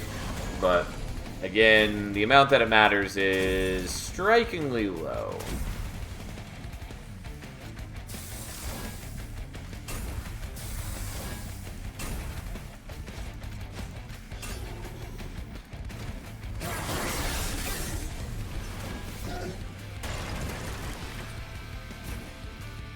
Alright, look at us go. So many forge points and so little to do with them.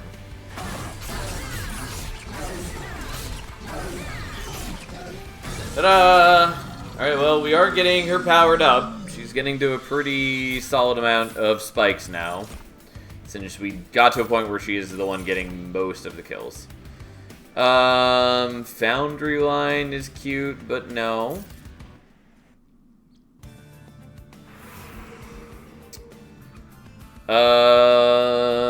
Sure, let's go here, just see what the options are.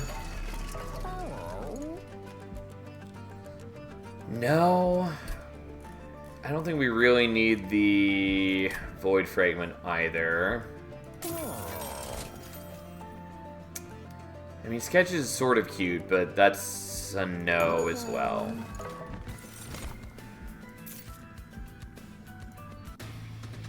Okay, well, here we are.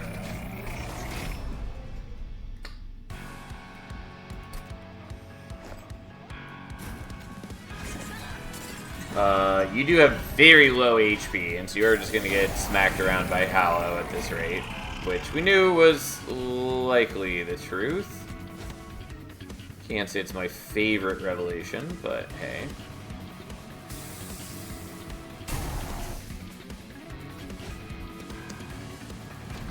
Well, that's fine. We knew it was a possibility.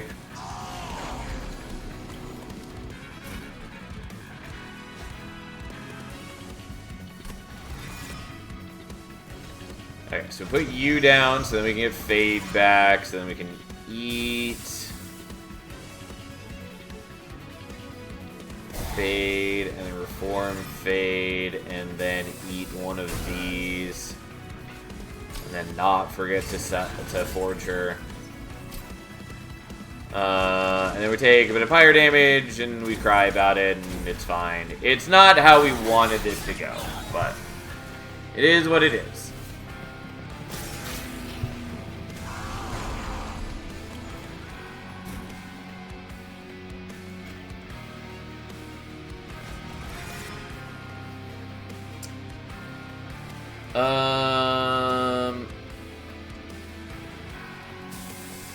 Okay, we'll just do it this way.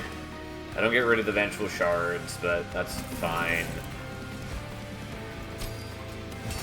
Okay, so you can block. Again, you're still on the lower end of HP and all that. Especially because you hop right up here as well.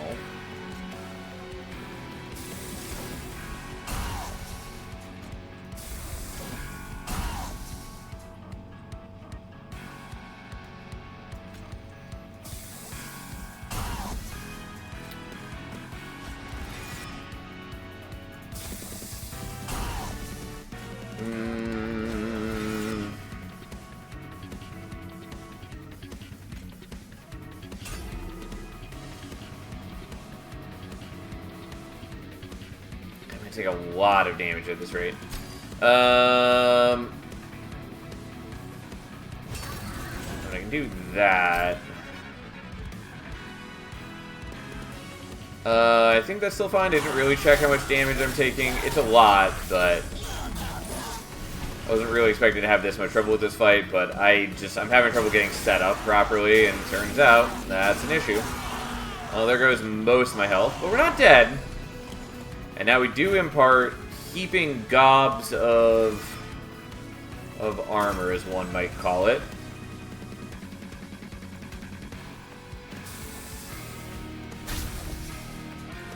Oh, I didn't mean to kill there. Whoops. Let's actually not kill there, because I do want Fade to get the kills. Like, normally I like his edge trigger. It is unfortunately working against my needs at the moment.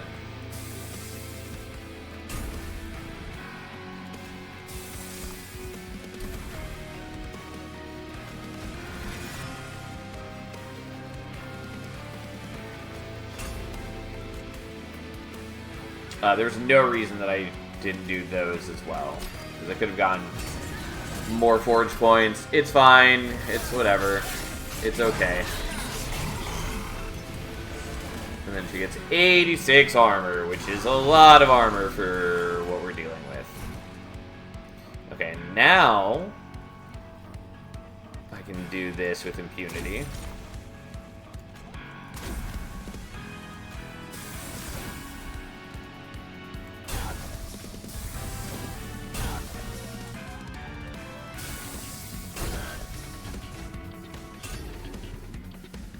Okay, well, it took a lot of damage on this fight, but we should be fine from here on after. We're still getting a decent amount of power onto Fade.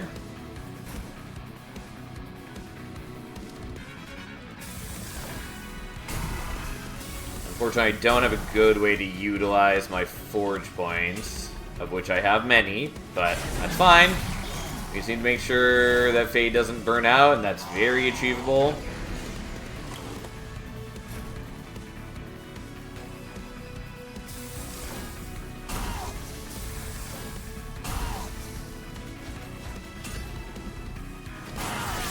Alright, they all attack in and they just kind of die. Yes, look at her feed upon their flesh. Okay. And just for good measure, we'll give some armor, and then we will extend burnout. As one does.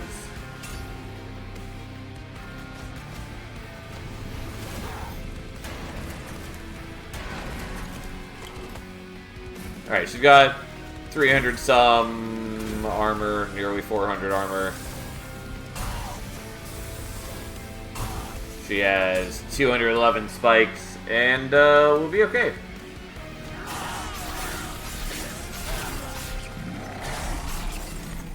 Ta-da! Well, I took 54 damage, which is quite bad, but otherwise we're fine. Herzl's hammer is good, but also 95 forward points. Yeah, the problem is can't use them. Okay, so here's the deal. Like, Herzl's hammer is not actually good for us, but I'm considering taking it just so I have another way to use my forge points, and I think we'll do that.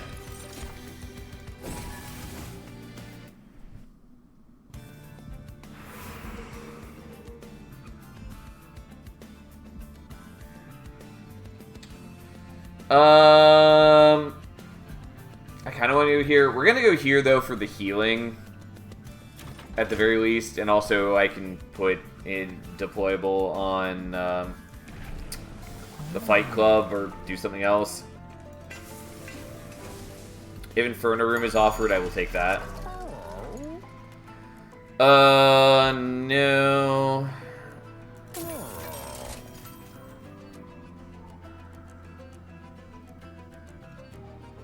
No. I mean, Weapons Cache is vaguely kind of cute, but not really important to our needs. What do you got for me?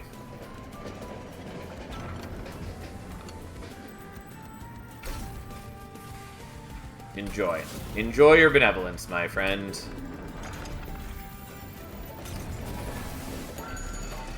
Okay, so we'll just make that deployable. That's fine. It's not wildly important and can sort of kind of mess me up a little bit in other ways, but for the most part, it's fine. The problem is these guys. But we can sort of deal with that. Sort of. Okay.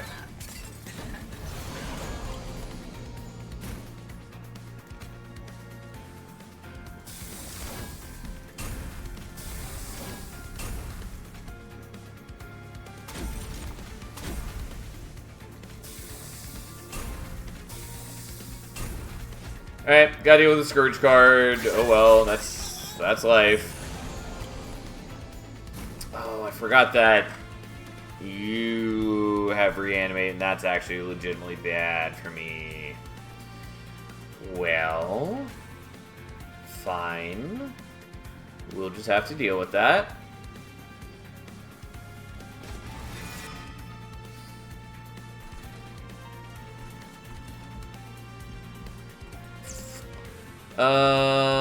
Yeah, legitimately is a problem to some degree. Okay, well, fine.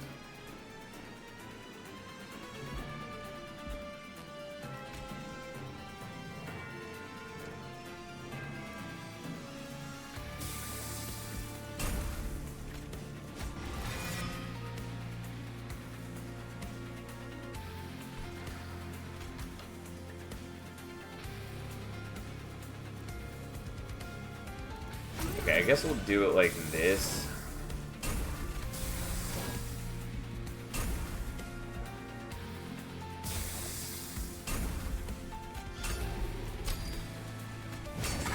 Okay, enjoy. Like, I'm still getting a Scourge card a turn and stuff, but we're doing what we can. Sadly not getting that. Whatever, that's life. But what we've now gotten ourselves into is a situation where I can kill these guys with the etching, which is what we've always most fervently dreamt of in our heart of hearts. I don't really need both of those every turn. We're still doing it. We have 20 forge points. Don't get the collector, so be it. That's just life.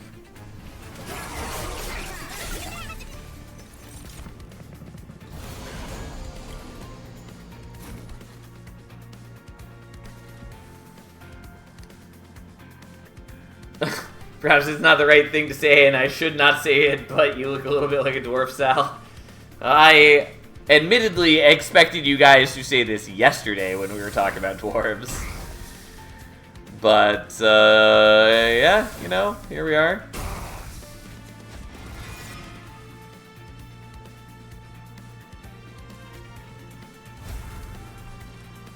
Yeah, unfortunately, you're not taking nearly as much damage as I want, but that's life.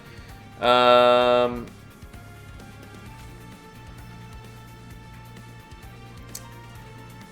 I was not smart enough yesterday. Fair enough. Okay, I don't really want to do this, but I do think we probably want to forge you a bunch. For a variety of reasons. Mostly because it will help me kill the dude up here. And by kill, I mean it won't kill him, but it will reduce the damage I'm taking.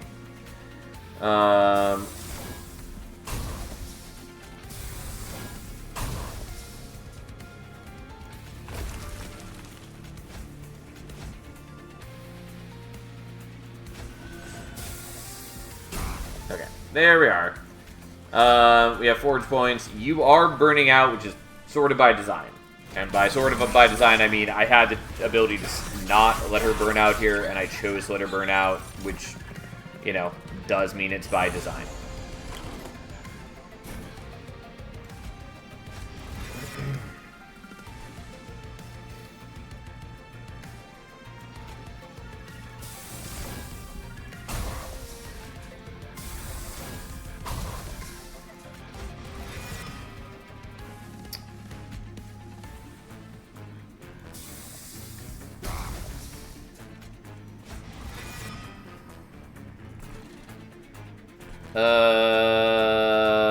Yeah, I think I just have to accept you're gonna do damage to me. It is a lot of damage, though.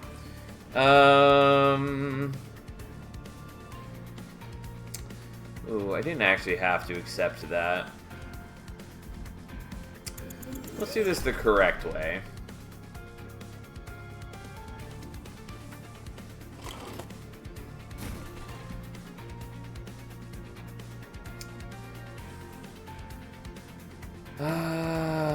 Okay. Unfortunately, I can't do quite what I want.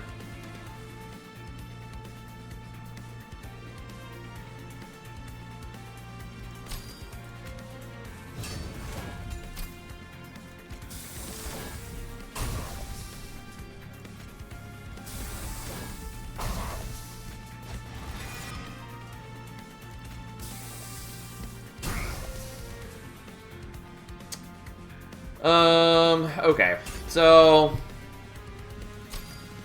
not perfect still. Better, it is what it is. I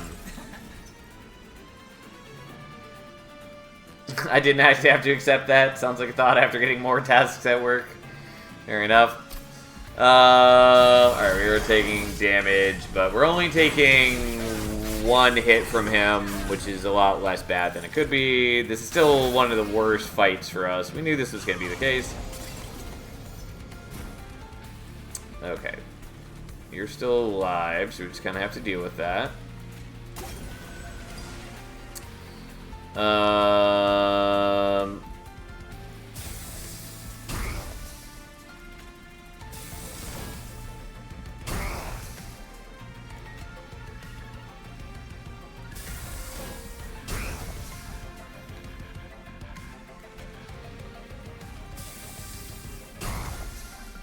Okay, whatever, fine. We take damage. I can't avoid it. If I had set up in a different way, I could.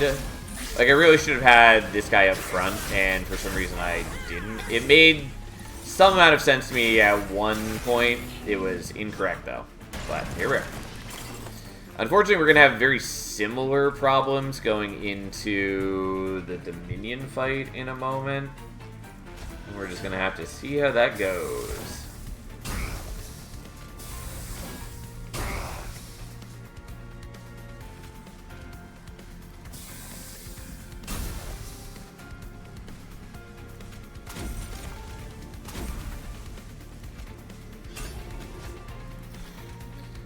All right.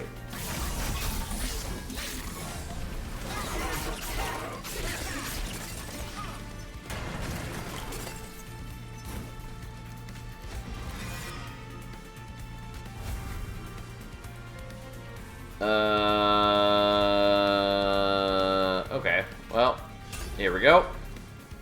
And then we'll just use 67 forge points, and there we go! A mighty fade, if I've ever seen one.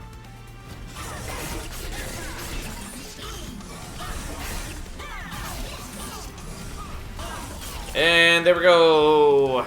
Okay, well, took a lot of damage because the reanimate, like I said, is the worst thing for us. Really don't want it, but I'll take Fatal Melting. Sure. Pyroplating is also kind of cute for us.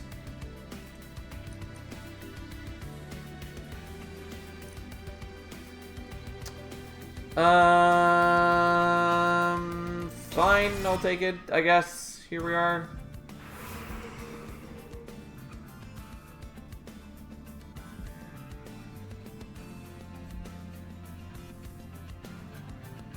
Fine, here we are. Okay. Does not help. Vaguely helps, but doesn't really help. Crystallized Wing is kind of okay, but we're just not going to worry about it.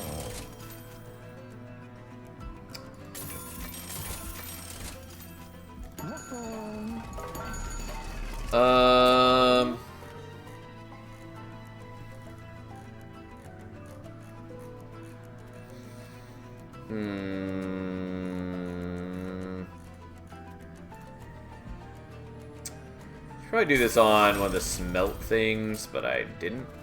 We will do that, and we'll just minus cost that, because that's good enough. Okay. Well, this is cute.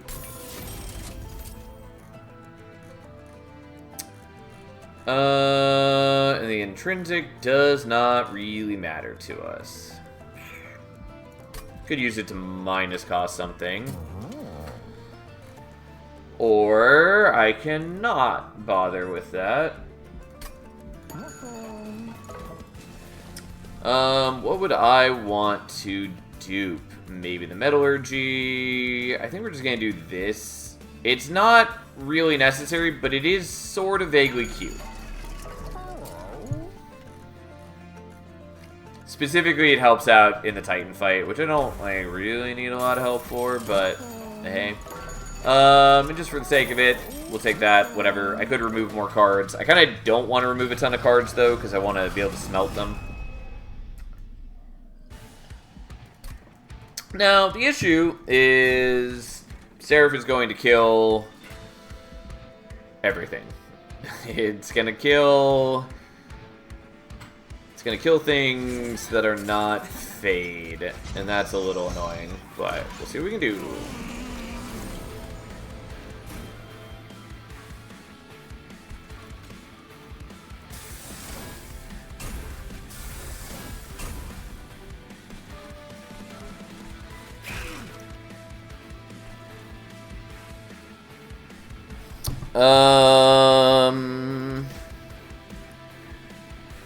Well.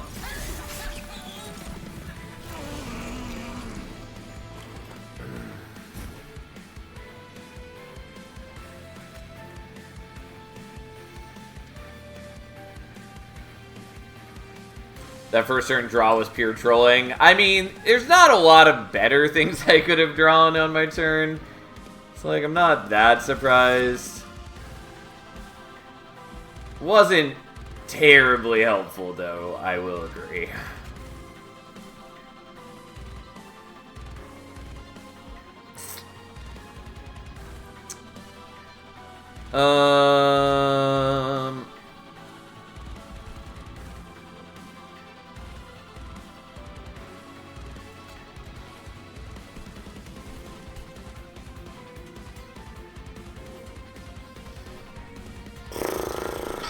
What do I want to do here?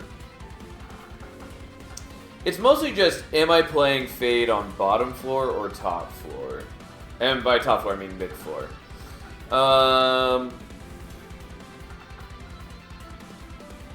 Yeah, this is not the most helpful hands.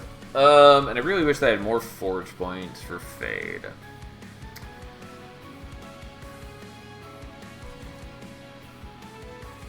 Okay, let's do this.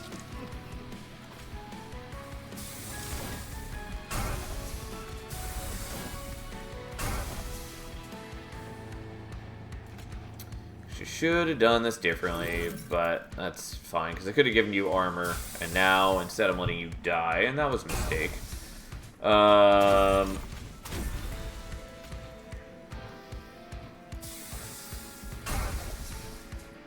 Yeah, there's a number of things I did incorrectly here, but we're gonna roll with it and see how it goes.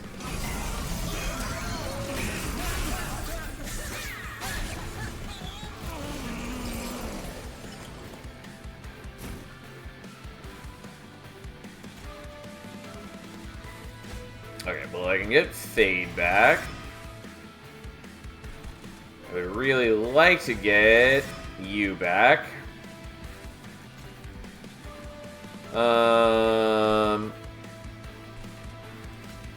Okay, well, I guess you're going up here now, even though I kind of didn't want you on this floor.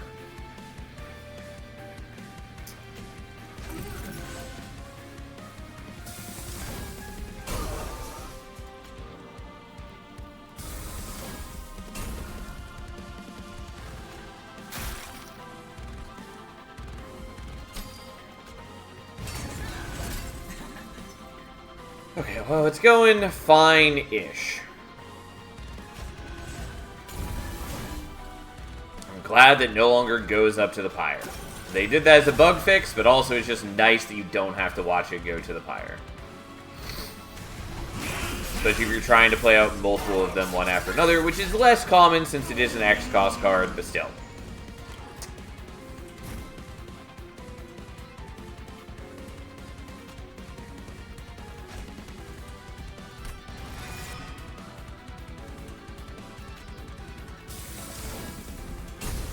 Okay, well, let's just smelt some garbage.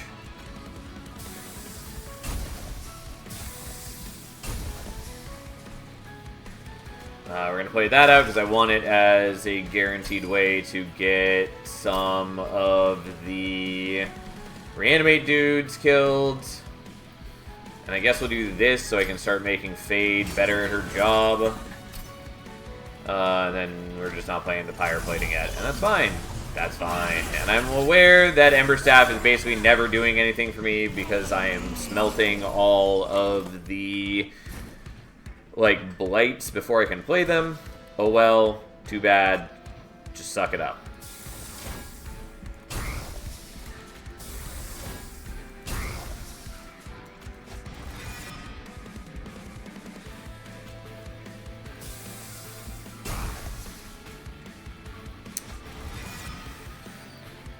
Okay. Yeah, see, that is why we want that every turn. It's just kind of important for us.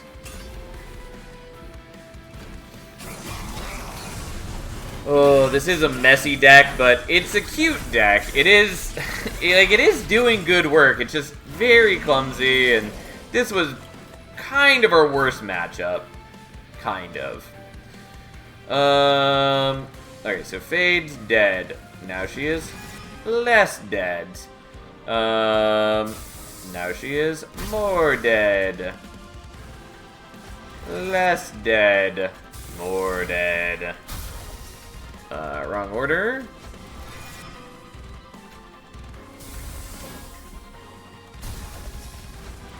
There would have been some value in not doing that on her, so that I could have actually built up Ember to use on the pyre plating or this, but I didn't, and that's fine, and we're just all going to live with that.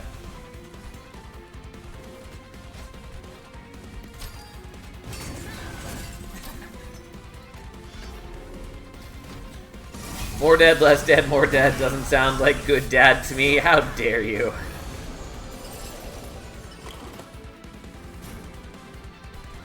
Okay, well, it's time to just smelt away some things now. Still play that for safety's sake, build up some forge points. You do take a lot of damage here. There is an argument to be made soon of putting you on top floor. Yeah, I really wish that I was reforming you going to this turn, because like we're still pretty far away from killing you, and that's a concern. But fine.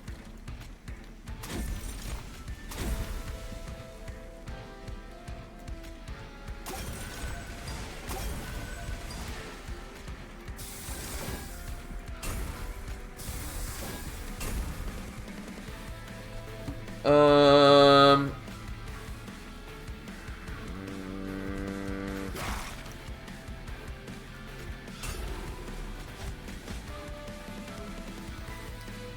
don't really need the pyroplating, so let it go. What I really need at the moment is the ability to kill the boss.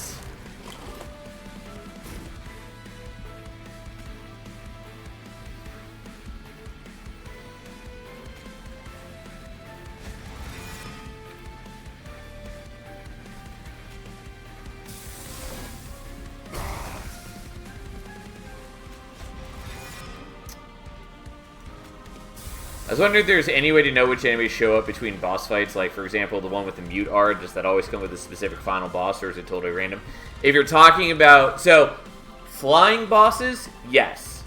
There's no way to know which, like, minor boss you're going to fight, and therefore no way to know which enemies you're going to fight on, like, Ring 7 or Ring 2 or whatever. But, like, yes. If you are concerned about the mute enemies, those only show up with Seraph of Entropy. Similarly, the like reanimate guys and the Scourge guys only show up with Seraph Dominion.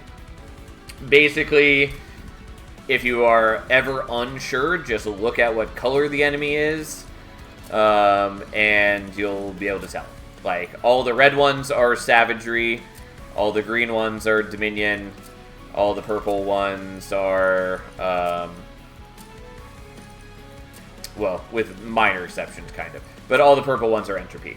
But yeah, so anyways.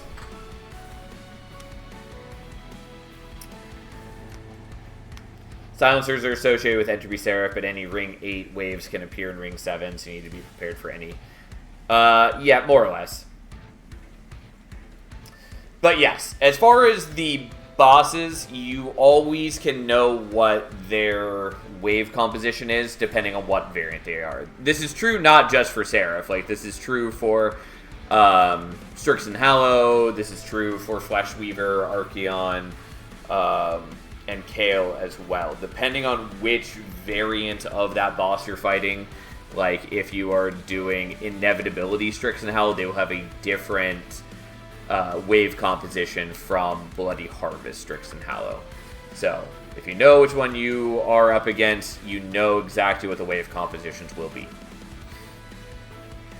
So I am able to know and prepare whether I'm going to fight a mute art enemy or with sweep and multi-strike, etc. Kind of, yes. Again, there's the possibility that you'll still encounter mute enemies in the fight before Seraph. Yeah, I need to get this mouse replaced because I didn't even have my hand on my mouse right there.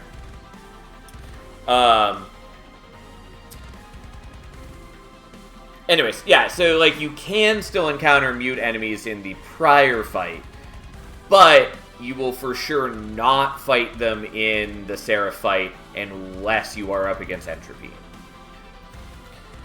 Similarly, the Titan fight has a predetermined set of waves. It's always the same order, yada yada yada.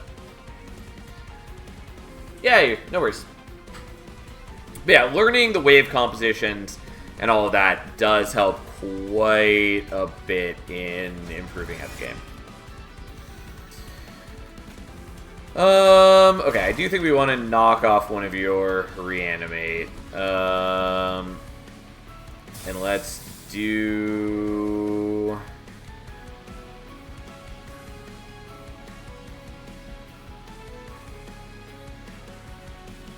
Honestly, let's do that.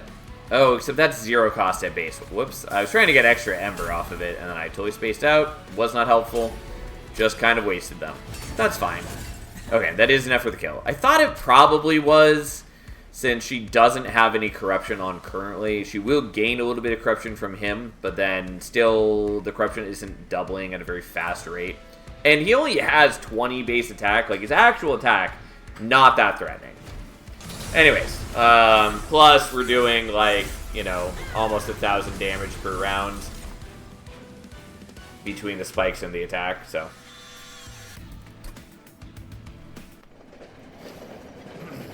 I've not played that much, but I've had several runs that died because I got hit by a surprise mute. I always wondered if I could have seen it coming and prepare. Again, kind of. Technically, yes, you can still encounter them on Ring 7, but there are less of them on Ring 7, and the waves as a whole are less dangerous on Ring 7. You should still build with an expectation that you might see them, but it is certainly less concerning than if you're going up against Entropy. The bigger concern, well, yeah. But yes, there are ways to know, at least for the flying bosses, what you're going to be fighting.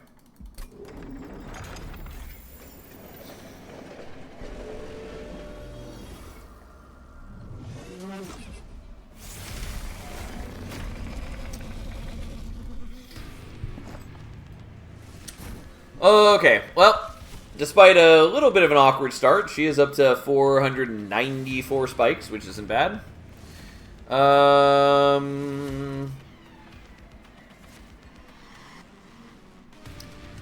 do I want to set up? Do I want to set up on bottom floor?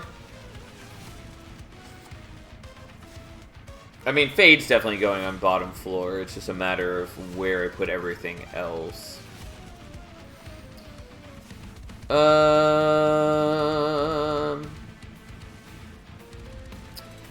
Yeah, I mean, she's going there no matter what.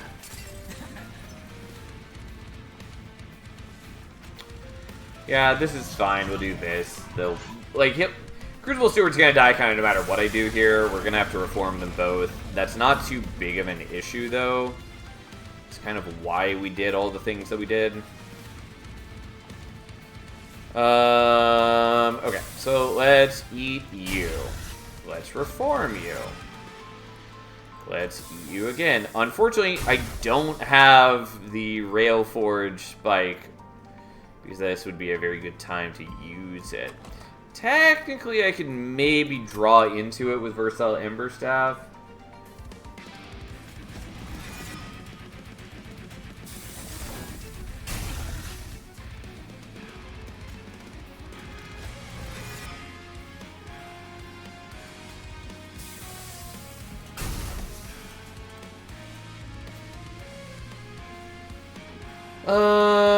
I'd have to not play these, though.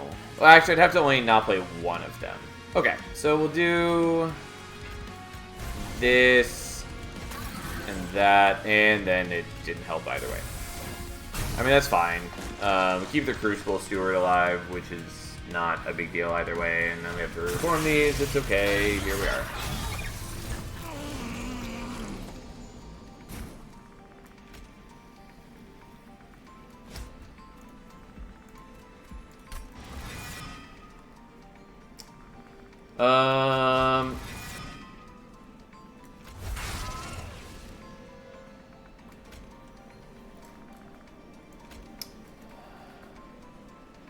Okay, well, not as many forge points as I would like, but here we are.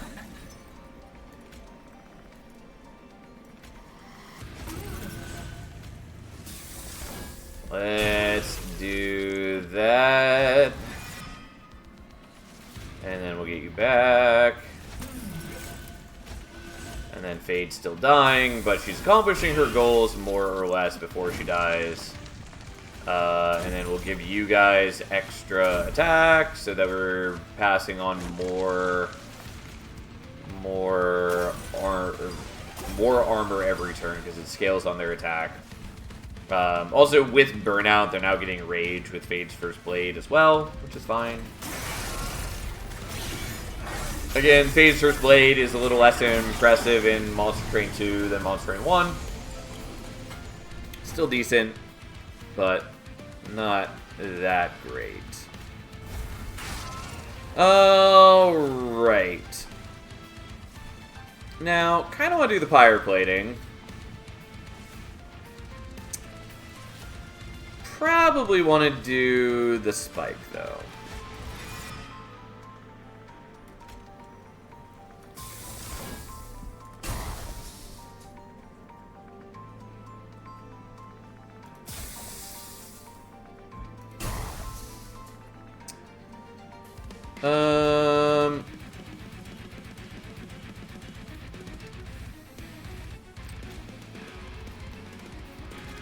Yeah, I guess I'll do that even though I'm using energy to do it, and I was kind of trying to avoid that. We'll just do this, that's fine. I'm not playing out quite as many things, but I really just want to get some forge points on Fade. It's just really helpful for me to do so.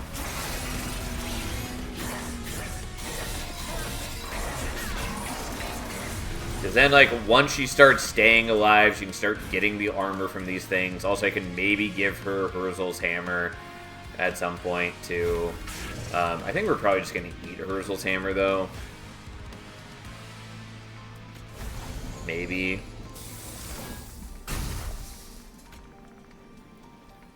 Yeah, fuck it. Anyways, we're gonna do this. We gain a bunch of HP, we apply some armor, and we make the pyre stronger. Did we need to do that? No. You were gonna win either way, but now it feels a little more comfortable.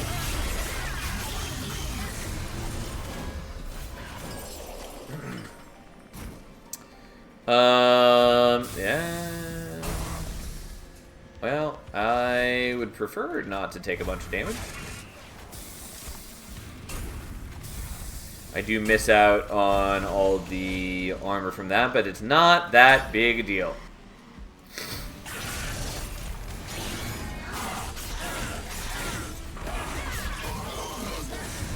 God, you just didn't quite die. It doesn't, like, matter a ton. It's just a little bit annoying that they survive, because then they keep healing. They're also eventually going to help out Dominion by giving them an extra round of attack. Whoops. It's not that big a deal, but that's the one floor where I'm not supposed to play spells, and I just wasn't paying attention.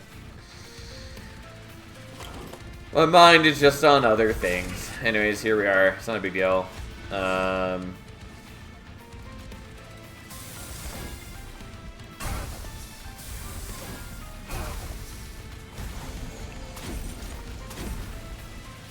Oh, you are actually close to burning out, which is fine. The amount that it matters is tremendously low.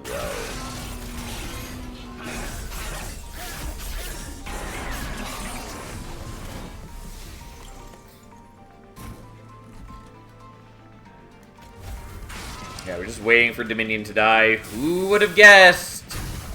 What an unexpected outcome. We'll just do that. Yes, Fade's dying. No, it doesn't matter.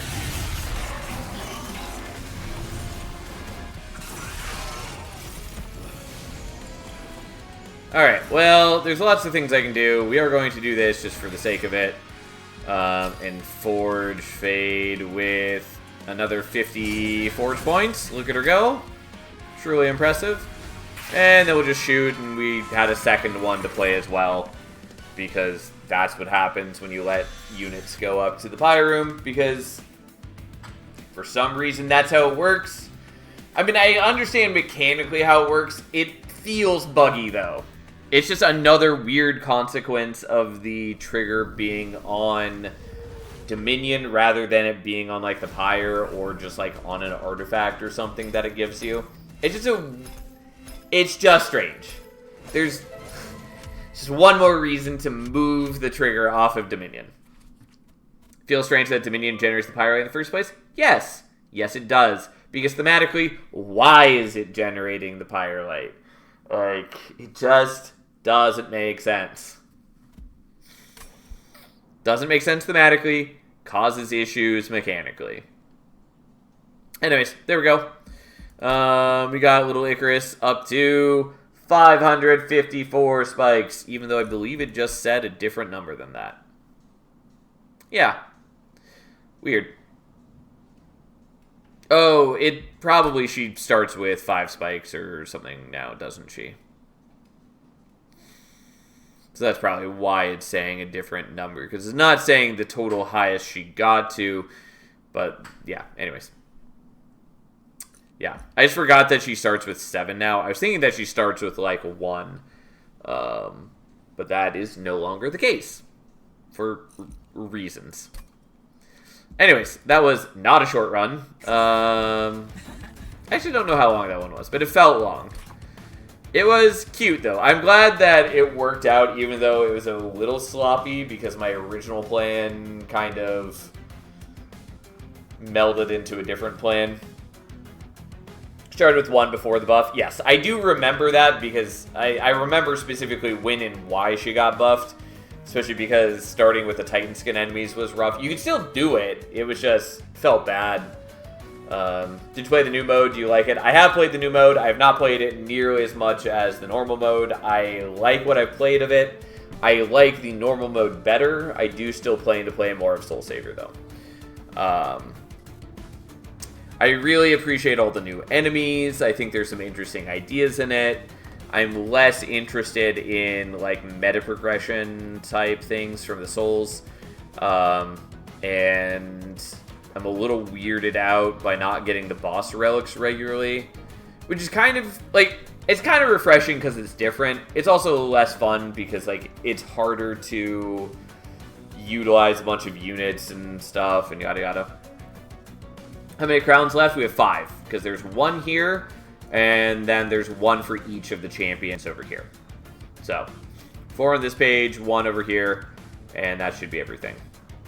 So, we're now going to finally do Lion's Mane Wormkin, which we've been putting off for a long time. And, there we go.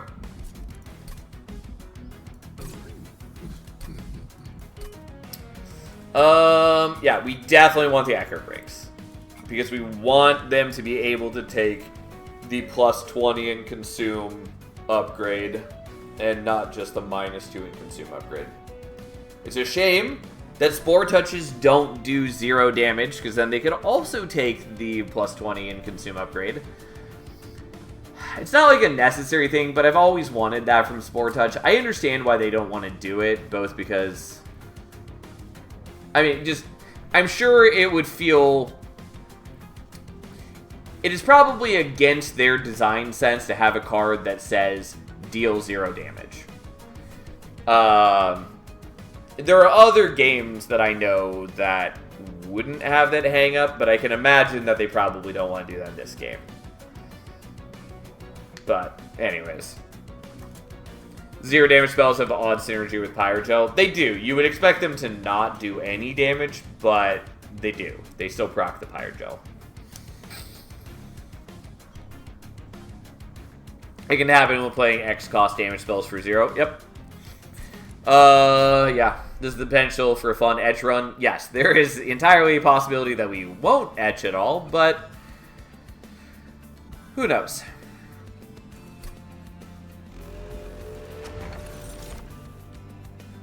I mean, I feel a little bad taking Jack strips every time we see it, but there's a reason we take Jack strips every time we see it, basically, especially when we're up against Entropy. Is there any information if there's going to be more DLCs for Monster Train 2? No info yet. Who knows? Devs have been pretty quiet, so it's clear that they're working on something. It's just not clear if that is, like, more Monster Train 2 stuff, or if it is, like, a new game or something. I mean, like, it's speculation on my part, regardless, but, like, they are a studio. I can't imagine they're working on nothing. But, don't know. Don't know.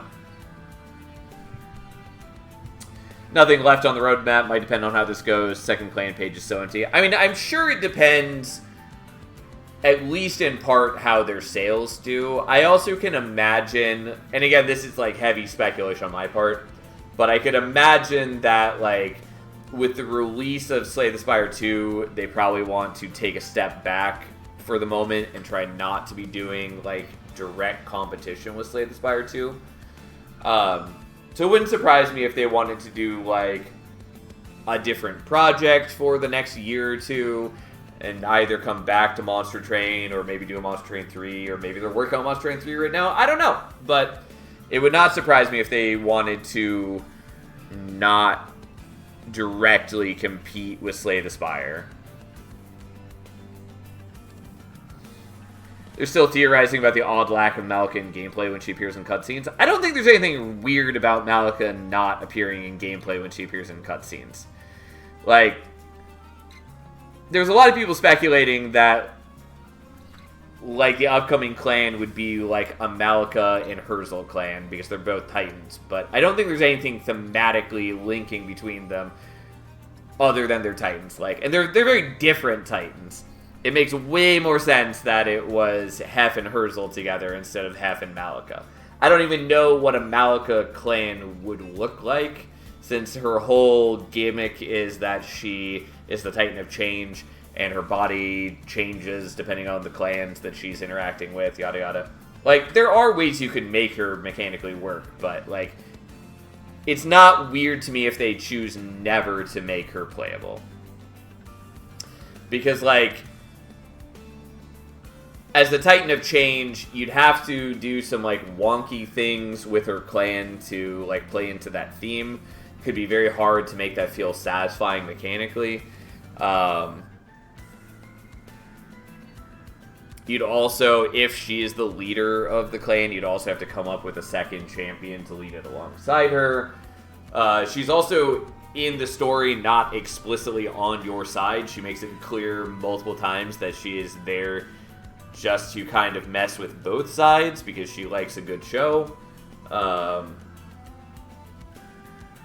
So, like, I think there's a lot of reasons to not make her a champion. I think they could make her into a champion. Though, again, she'd have to be for, like, her own clan, not for one of the existing clans. I assume that's in regards to the cat who is on my shoulder now. We even have an emote for her. I was thinking she could end up in events like Monster Train 1. You mean like a Dante sort of unit? Yeah, maybe. I think she's too important a character to be event-only like that. And also, I think it would be very hard to make her a satisfying unit with her just being an event unit, because you basically have to use just, like, existing mechanics, more or less. And I don't think there's any, like, good existing mechanics for her. And, like, there are, like, ways to do it. I don't think it would be very good as is. I get not competing with Slay the Spire around the early access release, but I think the two are distinct enough now that Monster Train 2 can still have paid DLC without too much issue. Yeah, I mean, like, again, I think mostly it's just that for, like, the next 6 months to a year, they would probably not want to be competing with Slay the Spire. Because, like, the deck builder market is still fairly niche. Yes, they're very different games, but, like, even someone like me who loves Monster Train 2 and plays a lot of deck builders, even I am splitting my time between the two games. And there are plenty of people who like Slay the Spire more than they like Monster Train, and will spend that time on Slay the Spire instead of Monster Train, even if Monster Train has some cool new stuff. Like, yada yada yada. But anyway, so regardless, it is speculation on my part, one way or another.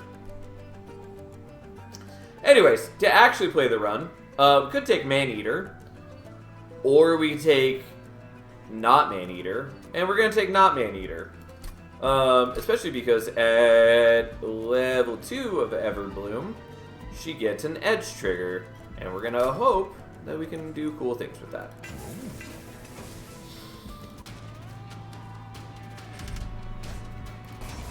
Alright, Marker Invasion, not too big a deal, especially since we have Jack strips.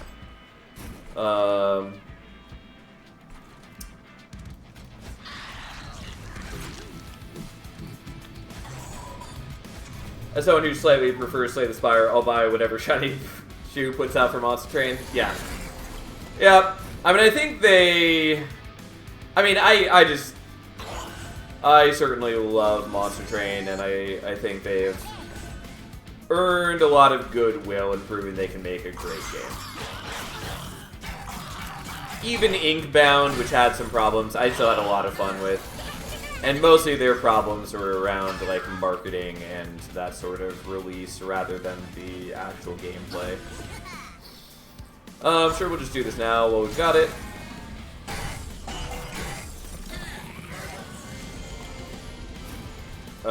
Sure. Unfortunately, I can't play out both the loan codes at once, but that's fine.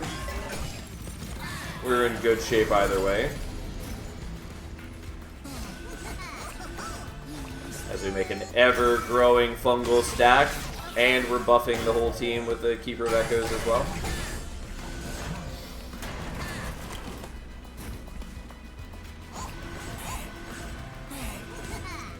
Ideally, though, we'd like to get, like, Moral Mistress or Spore Launcher.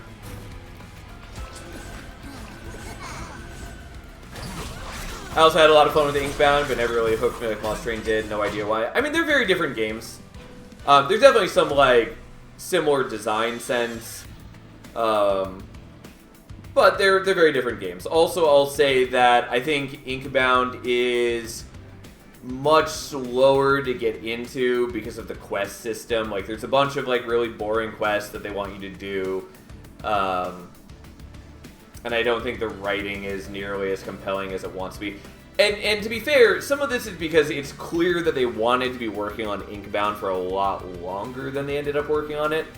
And so, like, there's a lot of narrative hooks that they set up with the characters and things that it was clear they were going to, like, expand on over time. But what that ends up with is that basically all the characters are kind of unlikable, and they're kind of mean to you, and they're kind of, like, caught up in their own things. And no one's likable, and you have to spend a lot of time with them, and it's just a little bit annoying. Gameplay-wise, it's good, though. I do like Inkbound quite a bit. I think I wanted a little more variety in things, but there's still a lot of fun things you can do in the game. Of all the roguelike deck builders, I think Monster Train has built its own niche the best. There's a lot of stuff better and worse than Slay the Spire, which is great for a variety of audiences, for sure. I think there's a lot of other great deck builders as well. And I've talked about this at length elsewhere. Well, not even elsewhere, but just at length in general. But what I really don't want is like 80 more Slay the Spire clones. What I want from deck builders is I want every deck builder to have its own identity. I want them to do their own thing. I.e., games like Cobalt Core and Wild Frost are great examples of that. Where they're still deck builders, they share some design sense, they use some genre conventions, but they do a lot of unique things that heavily set them apart from every other things. They have their own great, like, systems and experience. Even some games that are a little closer to Slay the Spire, like Beneath Oresa, still manage to put a unique spin on things in a way that I really appreciate. Have you played Astria or Starvaders? I assume we were talking Astria Six-Sided Oracle, since there's a couple of different games named Astria. And yes, we did play both Astria and Starvaders. I don't remember if I played Astria on stream. I definitely played it. It's a cool game. Has a bit too much randomness for me. Not totally surprising with deck builder, with a dice builder. But yeah, it's fun. It has some really cool mechanics. I really like the push-pull of the, like, health bar. And some of the art style is really cool. It has some other problems that I wasn't, like, in love with, but for the most part, I enjoyed my time with it. And Starvaders is really cool. I really like Starvaders. The only reason we stopped playing Starvaders is because Monster Train 2 came out, and we were going to play Monster Train 2. But I definitely wanted to play more Starvaders, didn't get around to it. Even then, we still played a lot. But it's real good. Regardless, I kind of want this glow up. I also kind of want this proliferate. I know I've been staring at the screen for a while, and I still haven't made the decision. The problem... you know what? We're just going to take the glow up. The proliferate's good too, though. Take the Bounding Echoes.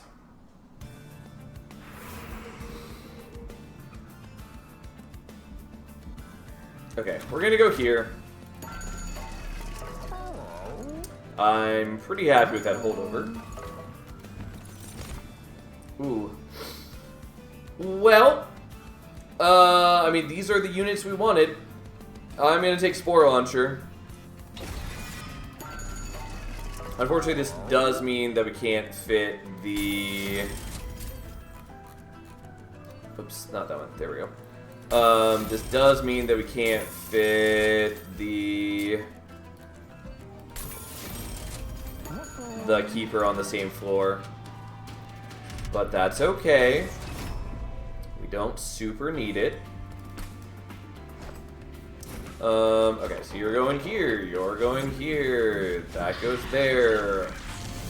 Although I kind of want to just play other things. I'd love to get rid of that calcified ember, but I also want to kill these enemies, so...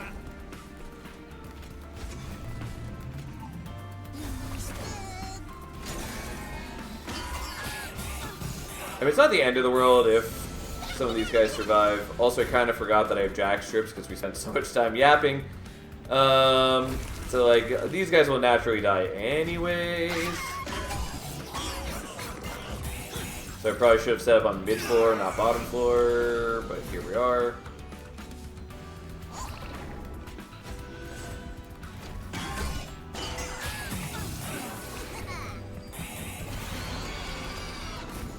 Yeah, way late to draw the glow up. And we're still in real good shape, though. This turns out, Spore Launcher and Lion's Mane are pretty good together. Also, I'm always a little surprised at how much people underestimate most of Lion's Mane champion paths. Like, I so often see people talking about like Man-Eater being her best path or being mandatory, and I very rarely want to take Man-Eater. It's a fine path, but her other paths are so good. I mean, I do kind of want the Infectory. Pretty sure we want the Proliferate. We'll take that, even though it's giving me even more garbage. We'll take another Bounding Echoes, even though we're going a little overkill here. It's going to pay off later, though. I do want the Merchant of Arms, partly because if we see... Well, an Infectory is good. Also, if we got Chamber of Recall, that would be very appealing to us for the future. But we're going to go here, hopefully get Smidgestone or Dualism. And that's not any of that. Well, so be it. Yeah, we'll do Spike of the League. Especially since we have the ability to, like, we have Holdover Proliferate. Not Proliferate. Propagate via Glow Up. I always want to call it Proliferate because that's what it is in Magic, and that's very clearly what the mechanic is based on. Okay, at least we drew this much faster this time. Once again, probably should have been on mid-floor. Kind of forgot. Oh well. Like, there is still a benefit of being on bottom floor in that it means there's more time for the decay to act on enemies. It also means that the flagellants are doing less damage, but it also means I have to weather the damage from the low health enemies that would otherwise die, but whatever, fine.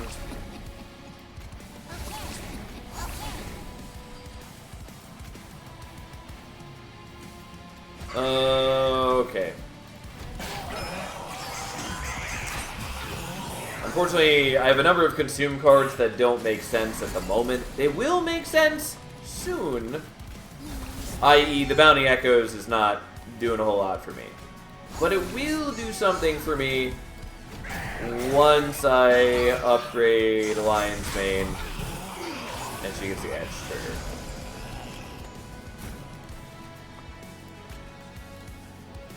Unfortunately, this doesn't cost 0. So I can't play the Spike of the League first. Like, it's not a big deal. Especially because he's already got 21 decay. He's already dying as is, doing a very moderate amount of damage to us. but that's okay.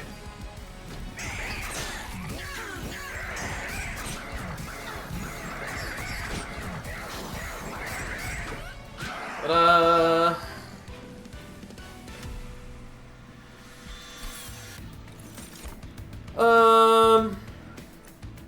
yep, we definitely want Contagious.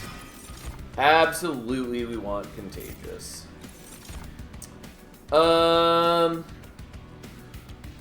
gonna take Ember for now, partly because it'll help me get rid of the calcified embers and stuff. It's just generally useful.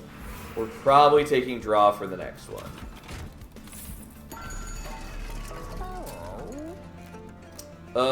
Well, I don't have anything to do that unless I remove Consume.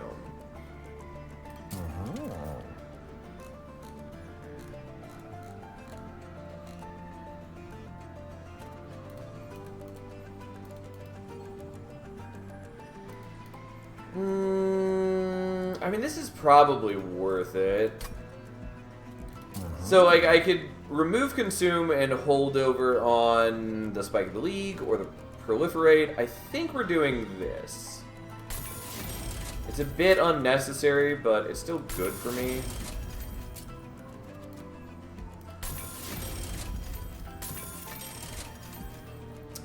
The Spell Chain is appealing, but I think we also just want to do this.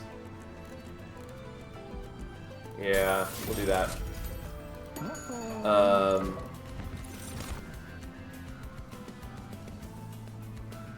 Spell Sanctum's cute. I don't think it's necessary for me, though.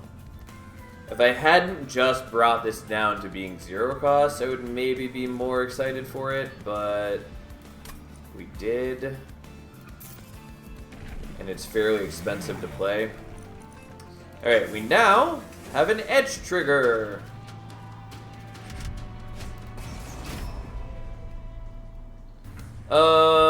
Okay, so they get multi-strike. We are going to set up on mid-floor now.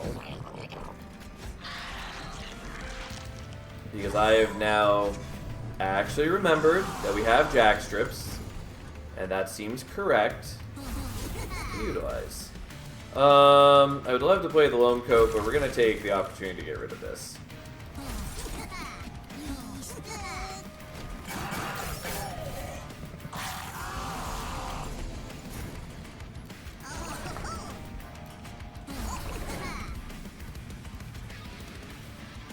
Oh, I don't want to play that out. Well, I'm not doing a great job against him. I really do need to start removing some cards from my deck. Also, again, this is sort of the reason why we would love to be on bottom floor instead of mid floor, but we're trying.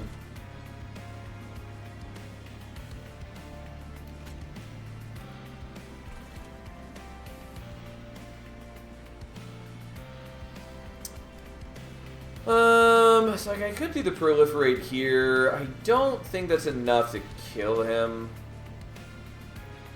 So we're just going to take the 12 damage and suck it up.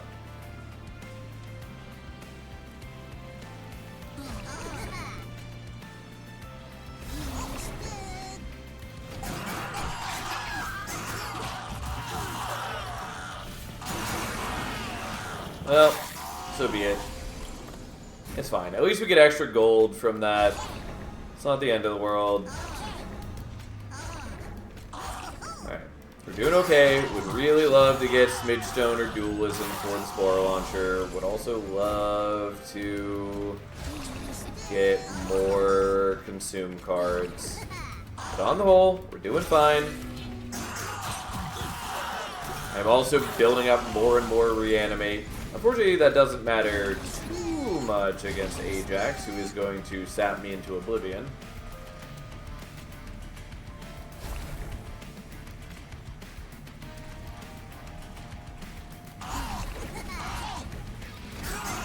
I don't rightly know why I played that on him. I still should have done it here, because I still at least would have made the fungi stack larger.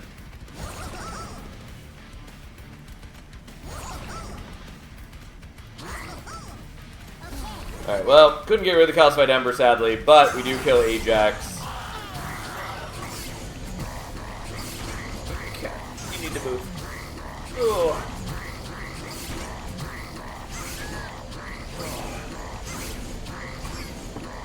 Yeah, we just have to sit here and wait as he brings all of my dudes down to 0 attack. I could have, like, moved somebody else up front to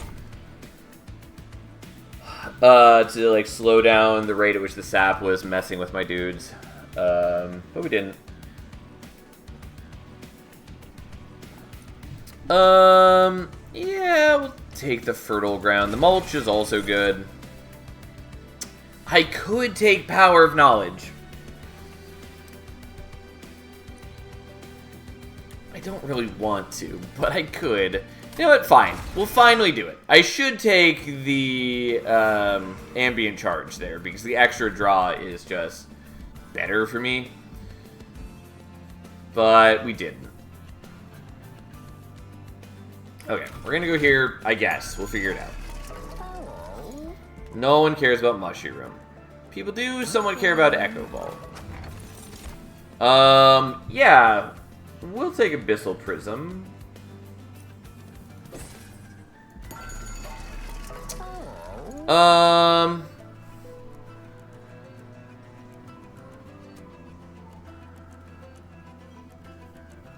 Kind of want the Echo Vault. I'm just gonna not. And that was not wildly helpful. Don't really need the Loam Coat. Gonna get rid of the Spear Stewards.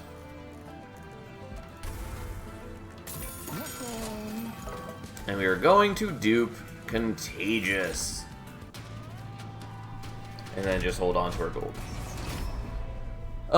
We probably still want to be set up on bottom floor. I think it is just more helpful having the higher turns of decay being active.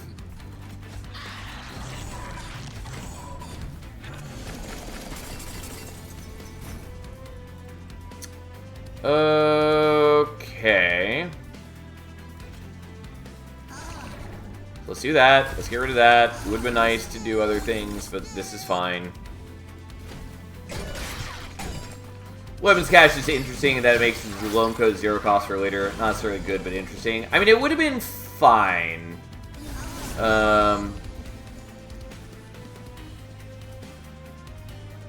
Would not have been bad. Just not sure it was what I wanted to do.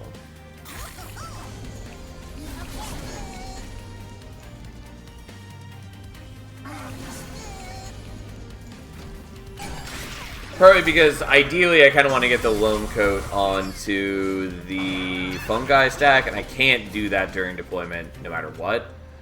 But, you know, there are other ways I could have still put it to use.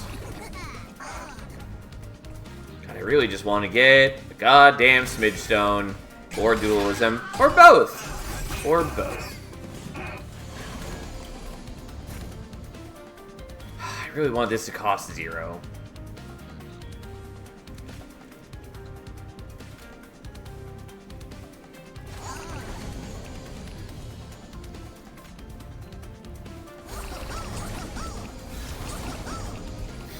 If it costs 0, then I could have played out the Spike of the League first and put a bunch of Reanimate on all of my dudes and then start propagating it. But I didn't want to let my other spells go unplayed, particularly the holdover stuff. I'm definitely sapping myself more than I need to, but it's kind of fine. This was a bad first hand, or a bad hand for this final turn. Yeah, I'm not terribly happy about that. Yeah, I mean, I did really sap myself more than was acceptable, and I didn't really think about the fact that I was up against this boss.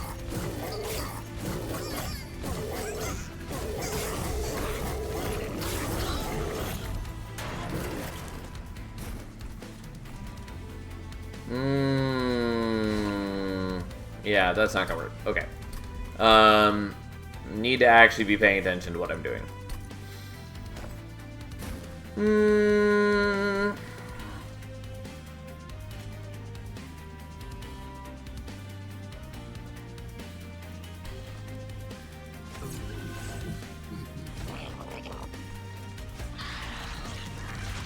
Okay, we're gonna do it like this, I guess.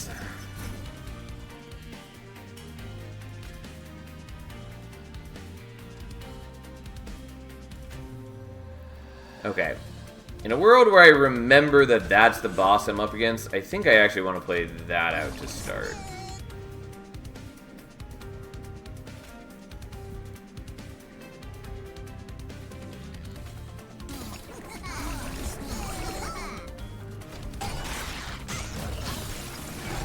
Could have also played that on like the Keeper of Echoes up top or something. I don't know.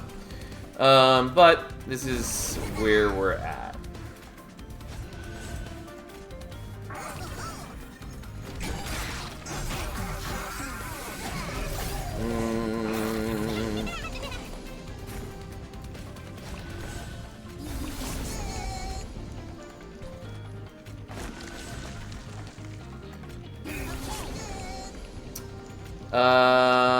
Yeah, this is fine, whatever. I will sap myself more than I'm wildly happy about. The main thing is I think I just really want to make sure that we do the Spike of the League here. Unfortunately, I don't get to play the Glow Up this turn, and also this guy's probably going to hurt my Pyre. Oh well, that's life. Sometimes you take higher damage. But it then means that I have Reanimate on everybody, which is appealing.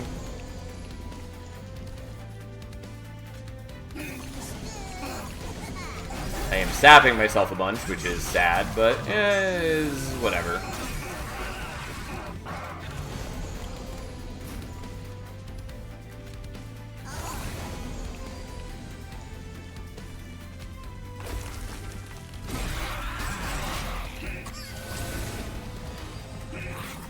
Okay. Well, this is a much better hand than last time. Yeah, there we go. That's all I need to win. But we can also win harder. And there we go.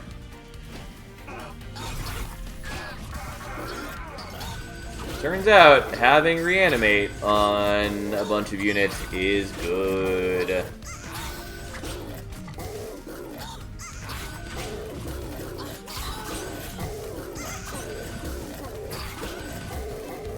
Ta-da!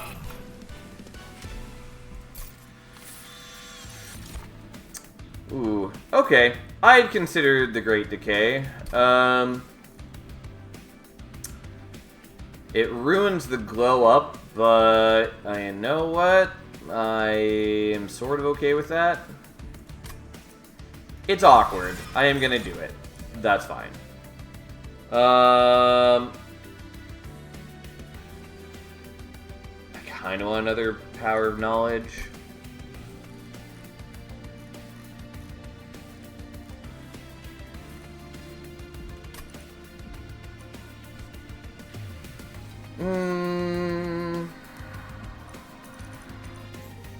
Fine. I don't think I really should be taking it, but here we are. We definitely want here, especially since it has the dupe. Well, I did actually really want the Merchant of Steel, and I kind of forgot about that, but we've still got one more shot at it. I don't have another shot at a dupe, though. I mean, one way or another, I'm pretty okay.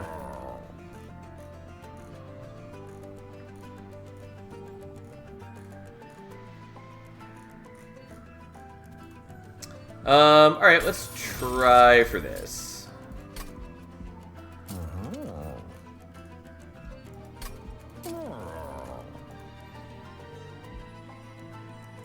Let's greed for that.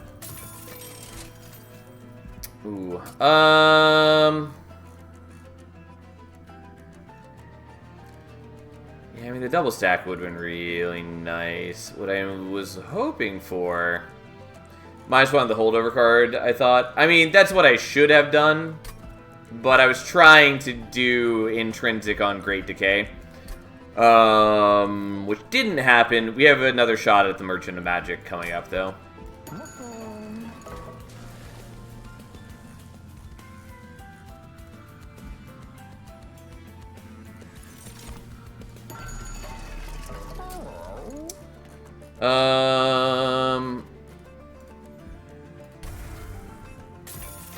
Alright, that's fine.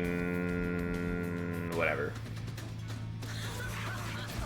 I have made somewhat bad choices, but that's okay. Also, again, probably should have actually gone for the Merchant of Steel so I could look for Smidge Stone, yada yada yada. We're a bit late for that to matter. I still would really like to get Dualism now, but oh well. Thanks for the follow, by the way. God, I didn't even pay attention. This is the worst matchup for us, unfortunately. It's doable, but it is not good.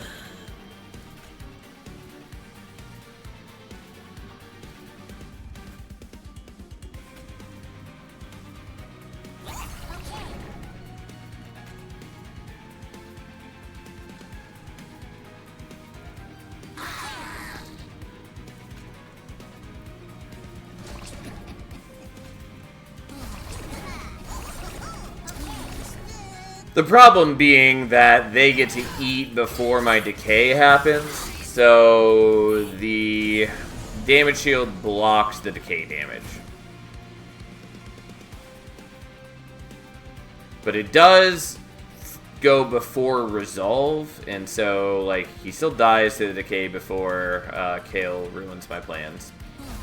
So that's something.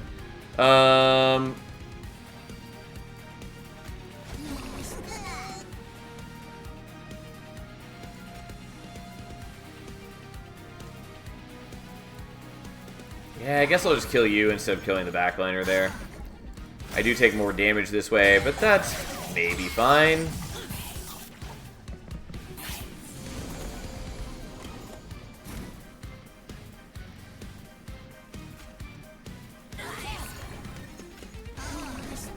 Again, would love to play the Calcified Ember. Did not play the Calcified Ember. That's fine. I also just don't have nearly as much damage as I normally would.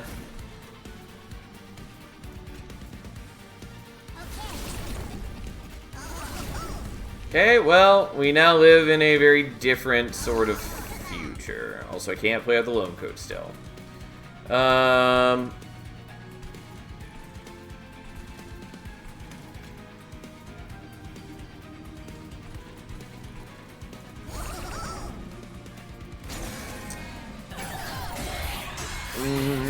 I don't know that I'm actually that well set up for Great Decay, but it is pretty nice.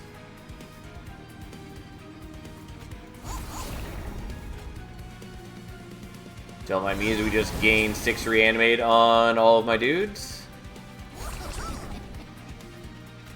May as well kill one of those guys before they can attack, and then we'll just spawn 15 plus all the etch and the incant trigger. Looks a lot better now. Again, and if I had like a second Spore Launcher or Dualism or both, this would be looking a whole lot better. Unfortunately, you're just going to follow them up like an asshole now. I mean, whatever. That's life. Okay. Well, the proliferates don't get consumed because they have removed consume, which is partly why we were willing to do this. Since our deck is basically just going to become the proliferates and then the contagiouses, which is not bad for us. It'd be more impressive if we were using Moral Mistresses, kind of, but that's fine.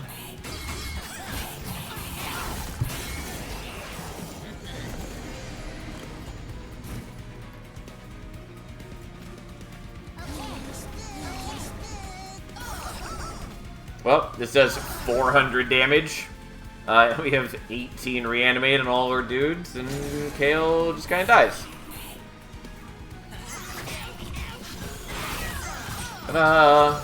Yeah, it turns out when Great Decay is good, it's real good.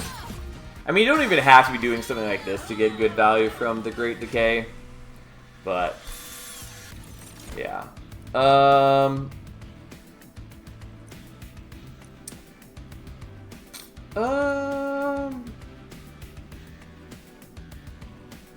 I don't really need it and probably shouldn't take it, but I will take it anyways.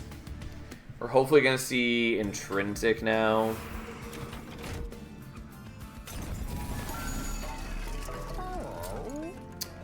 I kind of want Remove Consume on Spike of the League.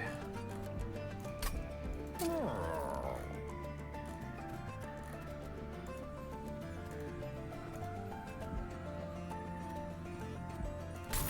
don't really need to do that, but I did it anyways. Okay. So that goes here. So just right off the bat, we make everything in the deck consumable. So I don't really need to worry about any of the other upgrades there.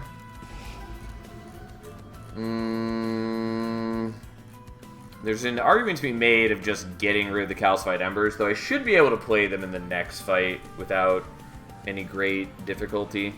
So we'll get rid of that, and we'll get rid of... I might just want to go to the well.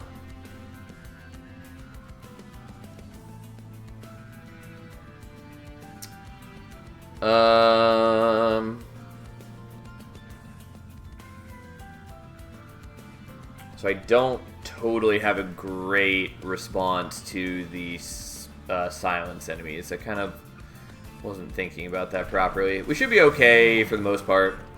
So that's fine. Probably should have given magic power to some things or looked for, like... I mean, we didn't see Remove Consume. But if I had seen Remove Consume, putting on the Power of Knowledge would have been maybe not the worst idea. It does do a lot of damage for us. Okay, well, regardless. I was mostly just thinking about what we're going to do in the upcoming rings. Alright, let's just get rid of one of these.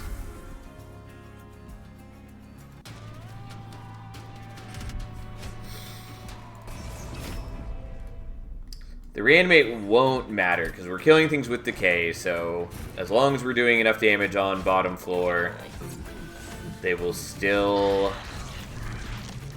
just die by the time they get to higher floors. Also, if we get them down low enough, the jack strips will also contribute to knocking off the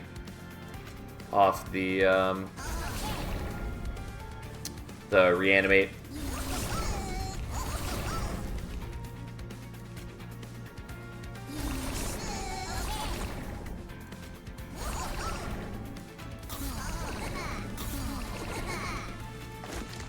Alright, well, I could save this for later, but we'll just do this now and get 172 armor on the fungi.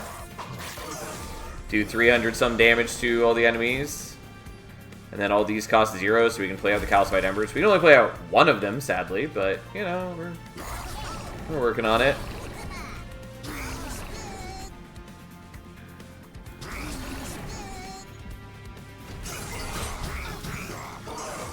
Right, he technically survives, but he loses one reanimate to that, and he's going to lose the rest to the decay and to being attacked and to the jack strips if he somehow survived all of that.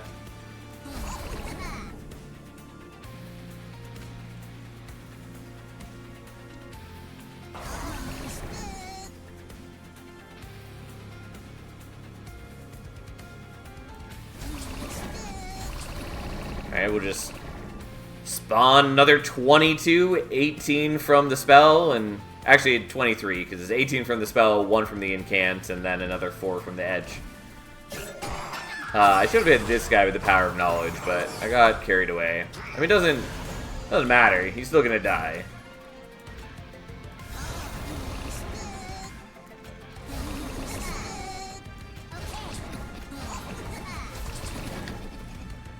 Okay.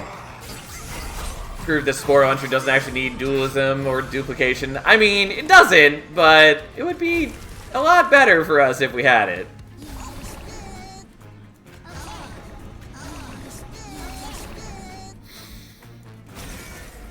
I could start playing out the Vengeful Shards, but I still would like the extra gold going to the next ring.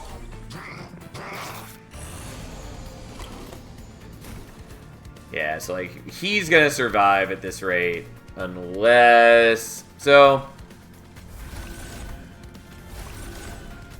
There we go. Because it doesn't actually matter if I'm killing these guys, more or less.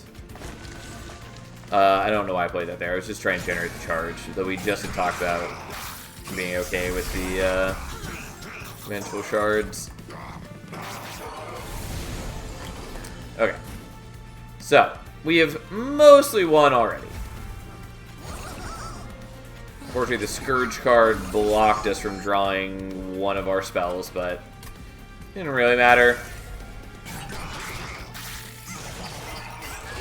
And Rax dies an ignoble death.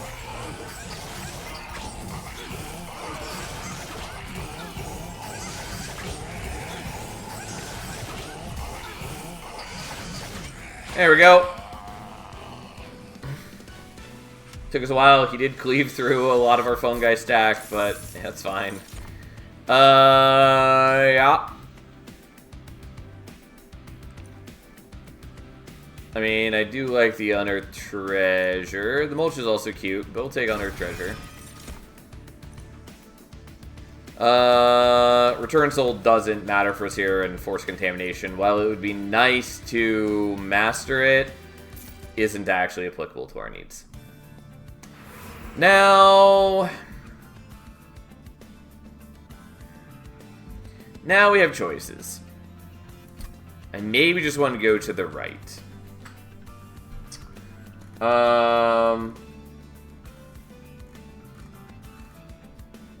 And basically just to dupe the Contagious again. And I think that's probably what we're going to do. Because, like, if I go to the left, we're looking for specifically Dualism and or Smidgestone.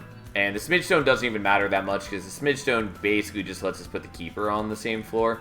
And, like, that's nice. It doesn't really matter.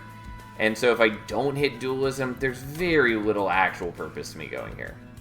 So we'll just do something that is guaranteed to make me stronger. Yeah, we'll take Echo Seedling. Too late for Lightstone Casing.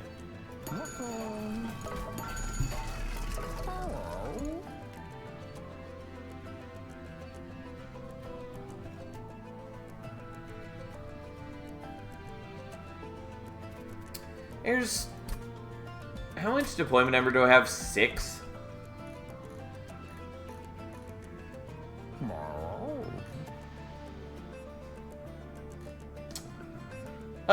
Okay. This is gonna look weird. We're gonna buy the Mitosis Cap. Ended up not mattering. We will take the Chamber of Recall instead.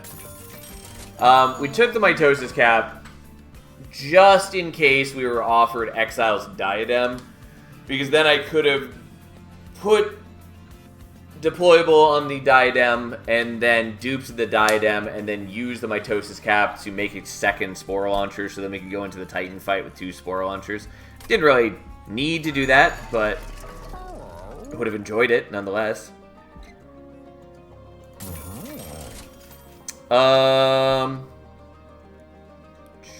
Sure, why not?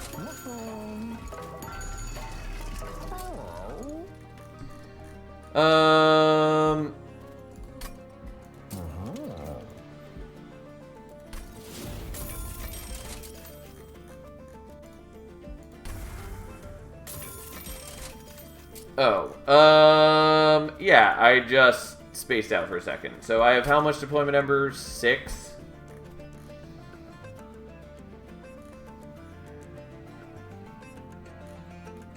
Yeah, so I can get rid of the shield, or I can keep the shield stewards in the deck. I just have to get rid of the Keeper of Echoes.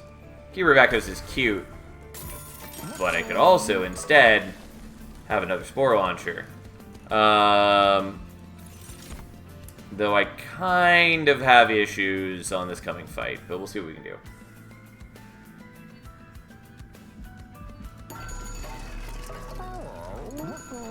Where? We'll figure it out.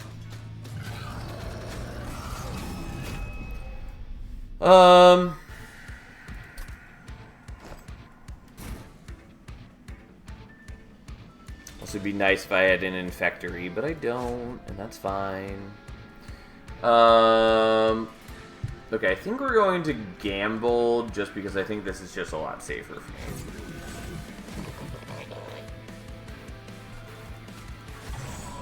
Okay, so, starting from the bottom, it's going to summon one of these guys on each floor, and so there's a 50-50 chance that we get the second Spore Launcher where we want it. We did not. Okay, fine. Yeah, we did end up getting... Oh, fuck me. Forgot that we do that. That's not what I wanted to do.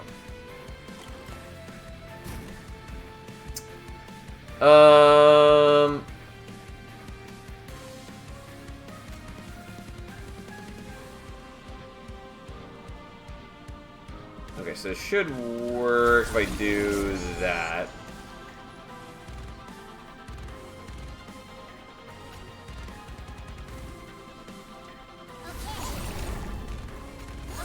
Yeah, I am disappointed now that I didn't set up on bottom floor, because it would have been fine, because we got the Spike of the League on turn 1.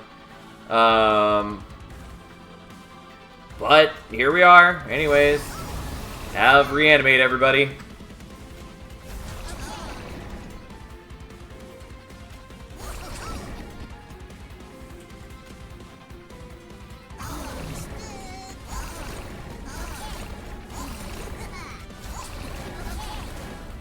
Alright, 140 decay, turn 1 isn't bad.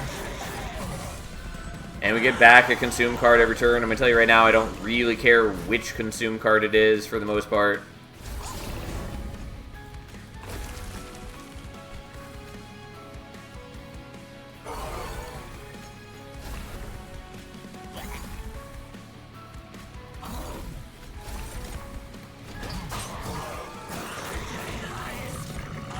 Oh, there's a good chance it's going to be contagious each time.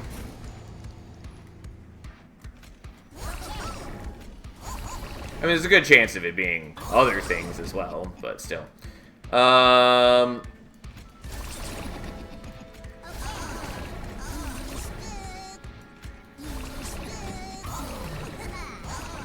Really wish we had removed consume on unearthed treasure, but we don't. Either way, that's fine. Let's go ahead and kill you for next turn. Doesn't tons matter though. Oh, maybe I underestimated how much damage I'm doing to you.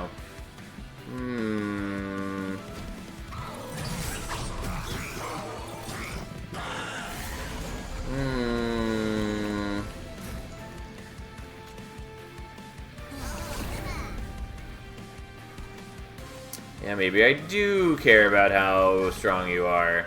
Turns out, mistakes were made. Yeah, didn't mean to do that. Just wasn't paying attention to how strong I was making him.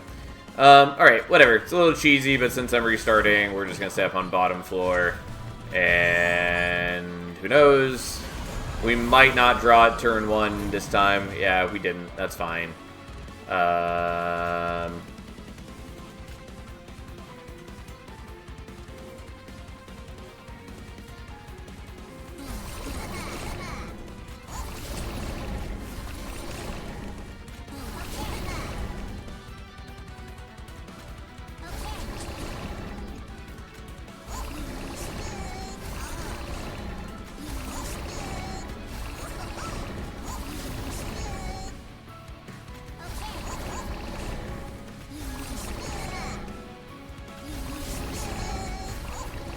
Okay, well, we make a giant fungi stack that is also taking a giant amount of damage, so it's not perfect, but it's fine. It survives. Although, again, then I have to deal with this, which is a problem, but at least for this turn, I can just kill him. So that's something.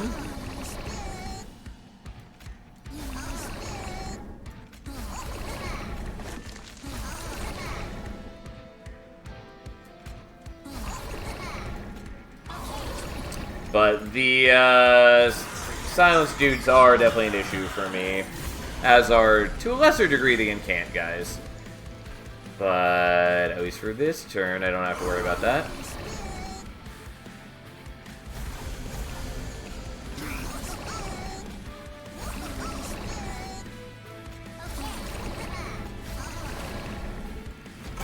Okay, look at us go.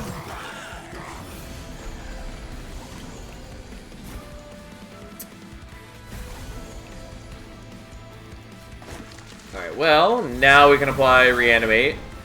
It doesn't totally solve all my problems, but it does solve many of my problems. And then we'll just spawn a whole lot of dudes. And then we're up to 354 decay on Seraph. Again, just imagine if we had dualism. What a world it would be. Okay, well, fuck me a little bit. Yeah, the problem is I can get... It's hard for me to get the damage high enough to overcome the Titan skin.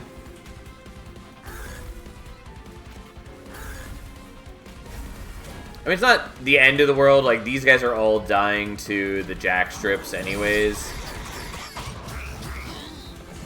So the only one that matters is the gladiator. Kind of.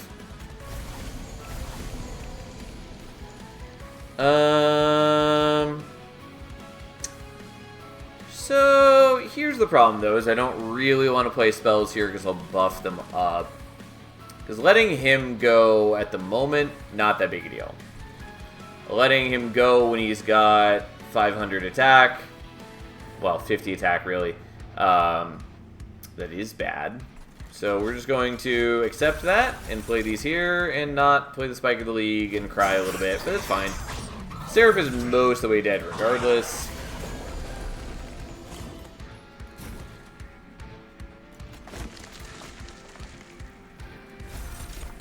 Okay, thank you for dying.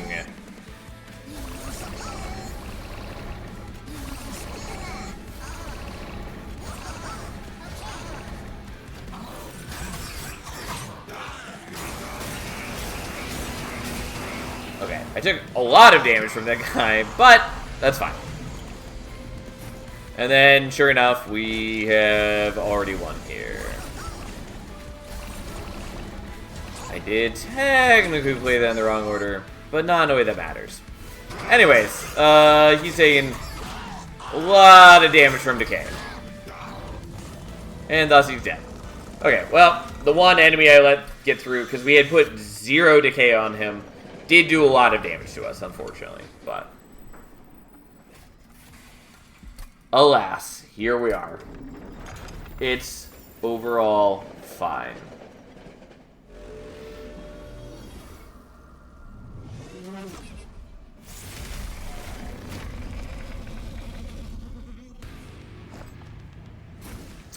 Okay, and so now we're definitely just going to be setting up on bottom floor. And we're going to hope we draw well, but for the most part, it's kind of okay no matter what happens. Okay, but that makes it more okay. Okay, so we'd prefer to duke that.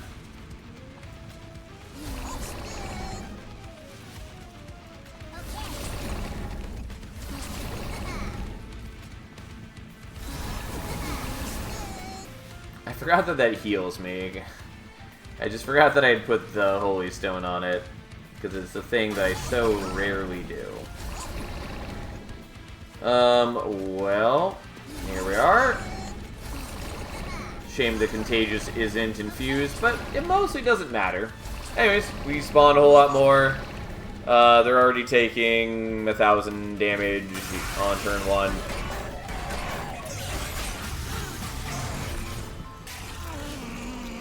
Not bad.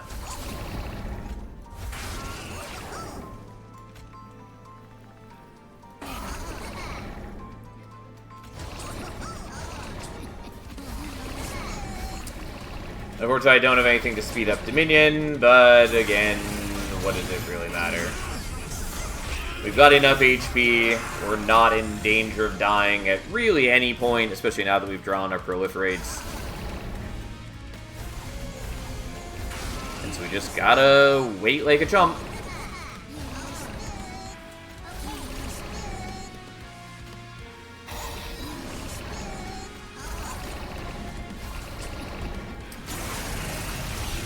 If I had put at least a little bit of decay on Dominion, I could be propagating it, but I hadn't done that yet. Oh, I do have the Power of Knowledge. Didn't really plan for that, though. If I had, I would have gotten rid of your spell shields. Well, disappointing, but fine.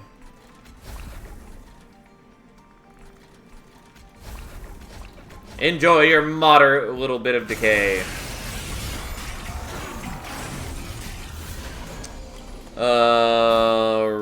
Right. God, I just was really hoping that I'd get another damage spell before I got the Power of Knowledge.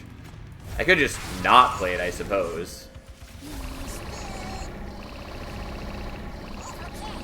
Also, I should have played out this first, probably, but here we are.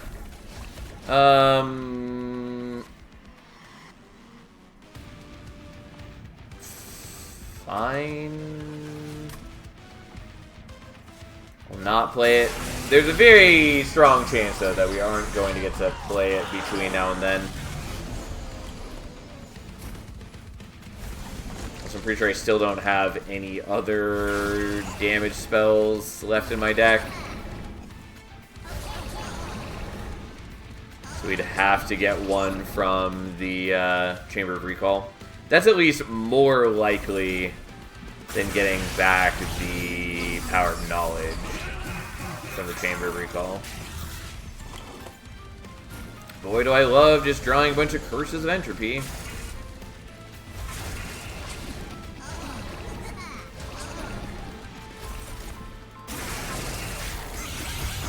Okay, well, either way, it's irrelevant. It would be cute if I get the Power of Knowledge. We did! Well...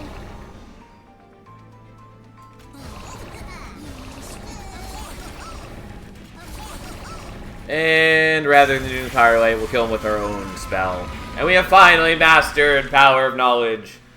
I mean, like, it can do good damage. Normally it's not going to be doing that much damage, but it can do good damage. It's just, it doesn't fulfill a need that I need it to fill most of the time. Oh boy, there we go. Again, that would have been a lot stronger if we had been able to do more stuff with the Spore Launcher, but even just the single Spore Launcher was good. And I'm glad we were doing something with Etch, because that was the dream of Under Legion Wormkin, and it would have been disappointing if we had ended up doing something unrelated to Etch altogether. I mean, it still would have been fine. There's still good ways to support both clans, but that's what I was hoping to do, especially with the Lion's Mane as the champion, since, you know, she has an edge path.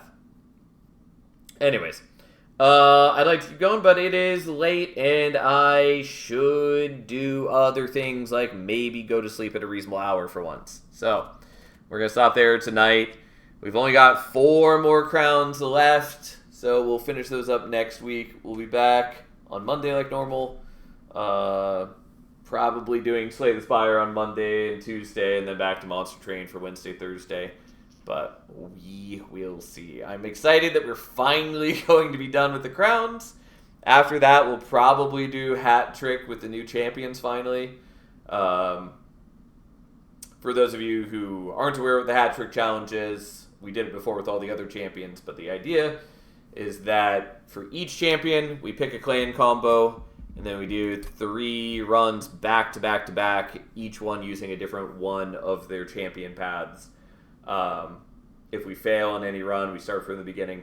And any cards that are in one of the winning decks cannot be drafted in the subsequent runs. So we have to budget cards from the clan combo across all 3 runs. It's a fun challenge. I like doing it, and we've done it with all the other champions, so we'll do that with the new champions after we're done with the crowns. So that's the general game plan. Anyways, thank you for hanging out, everyone. This cat is very excited to be fed. Just scrambling to get out of my arms. I'll be gone for the weekend. Have a wonderful evening. Have a wonderful weekend. I will see you on Monday.